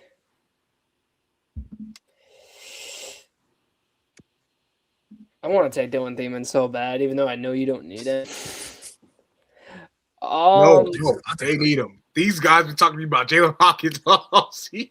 Like what? Like you been hearing me on the VC talking about Jalen Hawkins, Craig Woods, and guys who've been balling out all year. Like, come on, bro. Anyway. No, go get that man. Go get that man from Oregon. I don't know what these guys been talking about Jalen Hawkins. They're gonna cry. You're literally a troll. You're literally a troll. Like I'm trolling? Yes. All right. Let me lock in. I think Akeem or Hal. I mean, two good pass rushers. Two good pass rushers with two very different problems. Who would you pick? Who would you do as a GM? If I'm the general manager of this football team, Elliot Wolf, who are you picking? Cassius Howe. Okay. I would have personally picked Messi. I'm taking Cassius Howe. I know the arm length is an issue. I know he gets called a T-Rex all the time. I understand that. But I think they need a DPI considering what's his name. Caleb Bunchie is probably going to leave him for agency. I don't agree with that, Donnie. I don't think we need a DPI. I think we need an edge rusher, period, who can play all three down. We need just a guy who can do something off the edge. Harold Landry's a non-factor. The only guys on the defensive line who've been competent are Milton Williams, Christian Barmore, and Corey Durden. Those are all interior players. I think we need a true edge one. I don't think a DPR is a part where Hell yeah, especially one with the T-Rex arms, and it shows on tape. It ain't Ruben Bain. It shows on tape. Yeah, it does show on tape. It does. Yeah, you still can't deny the fact that he was still one of the best pass rushers in the country this year. I'm doing it. All right, Dave, you're up with Denver at 31. The steal of the draft. I mean, good lord. I mean, I don't know why I don't know why this player didn't cross your mind for the Patriots, but you Kenyon Sadiq. I mean, it's clear as day. Like, okay. Keep in mind that means PFF thinks the Seahawks going to win the Super Bowl. I mean, I think they go by best record right now. Whatever. It's like that. All righty. Actually, they are the betting favorite. Actually, I think they're plus 155. So yeah. All right. Seahawks Broncos Super Bowl. Last pick of the draft, Kobe 32. Where does Seattle? You got a big weight on your shoulders right here, man. I don't. It's so easy, bro. It's so easy. Sell them. Please. He has the perfect draft number up here, man. He's the perfect ranking there. Donnie, do you see who I'm talking about? Brandon Sis? Yes. It's so another freaky athletic corner? Oh, okay. Freak 1 2.0. Thank you. It's so easy. I'm hate watching. Or Maxwell Houston 2.0. And he worked out pretty darn good. I'm sleep on that. Yeah. Yeah, no, Cease is easy for me. That would be my pick there. All righty. That's the draft. I'm going to recap it real quick just for everyone. First pick, the Raiders take quarterback Fernando Mendoza. Second pick, the Jets take Arvell Reese. Third pick, Arizona Cardinals take Ruben Bain Jr. Fourth pick, the Titans take Cardinal Tate. Fifth pick, the Giants take Francis Marinoa. Pick number 6 to the Browns, they go Spencer Fanu. Commanders at 7 go Caleb Downs. 8, the Saints go David Bailey. 9, Chiefs, they go Jeremiah Love. Bengals at 10 go Peter Woods. Dolphins at 11, Jamont McCoy. Cowboys at 12, they go Sonny Styles. Rams at 13 go Mansour Delane. Ravens at 14 go Caleb Banks. Bucks at 15 go TJ Parker. Jets at 16 go Micaiah Lemon. Lions at 17 go Caleb Lomo. Vikings at 18 go Jordan Tyson. Big steal there. Panthers at 19 go Casey Concepcion. Cowboys at 20 go Avion Terrell. Steelers at 21 go Ty Simpson. Chargers at 22 go Vega Ione. Eagles at 23 go Caden Proctor. Browns at 24 go Keldrick Folk. Bears at 25 go Caden McDonald. Bills at 26 go Anthony Hill. Niners at 27 go Denzel Boston. 28 the Texans go Monroe Freeland. Rams at 29 go Garrett Nussmeier. That's an interesting pick. Patriots at 30 go Cassius Howell. Broncos at 31 go Kenyon Sadiq. And the Seahawks at 32 go Brendan Siss. Hey, I will say one thing. After pick 20, that drop off is literally insane. It's nasty. Yeah, I will say, There's I will so say many. this too. Dave, what was still the reasoning behind? Obviously, a lot of people think Ty Simpson is going to the Steelers. Why do you feel like that? I think when it comes to Ty Simpson, I know the back half of the season was very nasty. And I think it's most of the reasons. I think obviously he was going through injuries, a back injury, he broke some ribs in the playoffs. Kanan Proctor being your best supporting cast also doesn't really help you at all. But I just can't forget the first half of that year where in the SEC you're going. I think it was 21-1 in like the first half of the year. Touchdown interception rise. I think that version of Ty Simpson is way more replicable than what we got in the back half. I think he got dealt a very nasty hand. And a draft like this, where I think the Steelers are going into a season where they don't know what's going to happen at the quarterback position. Take a flyer on Ty Simpson. I think he's still worth the first round pick. I still think what I saw for the first half is what I'm gonna get. So I'm gonna rate him. I'm gonna rate him as such. I'm not gonna rate him as something I don't believe he is because the situation was truly that bad. So yeah, if you get him, say Aaron Rodgers come back for another year, you can sit him for a year. I think Tyson's gonna be something for them, and I think he actually has pretty good upside. Unlike when they took Kenny Pickett in the weak quarterback class. So that's my reasoning. Yep. Hey, All right. last but not least, I will say this about I respect that, but all you Donnie and Josh, y'all getting on me about Garrett Nussmeier. Y'all are the same people. Well, not y'all, specifically you, Donnie, but it was Josh part of this. The same dude that said that they're gonna get a quarterback. And I'm standing there right now. I'm stamping that they're gonna get that quarterback. And I'm Yeah, so they're stamping going to get a quarterback one. No, I think the Rams will get a quarterback. I just don't know if it's going to be at pick 13 or if it's going to be at pick 29. I don't know. Well, guess what? Or they're gonna pack or they pack his bird to get something like Joe Burrow. So Man, all right. Well, that's going to be a wrap. Appreciate everyone watching, man. This has been another episode of College Football Flag on the Play. Kobe, you had a question, right? What's up? I said, Kobe had a question for you. Oh, Kobe, you had a question, man? Did I, JJ? Bro, it was somewhere in the chat. Hold on, let me see. Oh no. Yeah. Eagle wanted to ask about Penn State, and I said I don't believe in them, but I told him I would ask you about them if there was time. Do you believe in Penn State? Is there any hope for them? Do you think they will? Do you believe in Matt Campbell? All of those good things. Are you talking to me? Yeah. So as someone who lives in Iowa, I'm an Iowa fan, not an Iowa State fan. So I'm not, I knew Matt Campbell. I knew about that program, all this stuff. I think Matt Campbell is a very good coach. I think it's very obvious that they tried their absolute best to go get Coach Zanetti. Didn't work out. He decided to stick with Indiana. And then they really tried to go get Matt Rule. Doesn't work out again. He stays in Nebraska. So at that point, they were just kind of screwed. So it's not that like they just were like, okay, fine, we'll just take Matt Campbell, placeholder. No, Matt Campbell's a very good coach. Iowa State was a bottom tier program in the Big 12 for a long time, and he turned them around relatively quickly. Whenever he had Purdy, they went to the Fiesta Bowl. I forgot if they beat Oregon or not, but either way, big time bowl game. He's turned around Iowa State big time with limited resources. It's very exciting to see what he's going to do now at Penn State, where he has a lot more resources. Rocco Beck is a decent college football quarterback. They brought the tight end duo, which is arguably the best tight end duo in college football, in Benjamin Brockmeyer and Gabe Urkel. Shout out Gabe, who went to my high school. So that's another very good tight end duo. They brought a lot of those guys in at Penn State. I think Penn State's schedule is pretty easy, so they're going to get some wins right away. But I expect this to be a multi-year rebuild. I expect Penn State to take at least 2 to 3, maybe even 4 years to finally get back to that national championship contention. But out of all the guys that they could have landed, he wasn't the number one choice. But of all the options they had left on the table after they got denied twice, I think he was the best option. So shout out to him. But either way, appreciate everyone watching. Like, comment, subscribe, follow the Discord. We've been going crazy over there, watching tape all the time. We do reactions. We talk. We always have fun in there. All that stuff. JJ, got anything you want to say, man? Hey, man, I just appreciate y'all for tapping in with us, man. Keep tapping in with Kobe and his stuff right there, bro. I'm telling you, he be dropping great content. He be talking about a lot. He's going to be at the Combine again later this year, probably, if I'm not mistaken, bro. So keep in tune with that.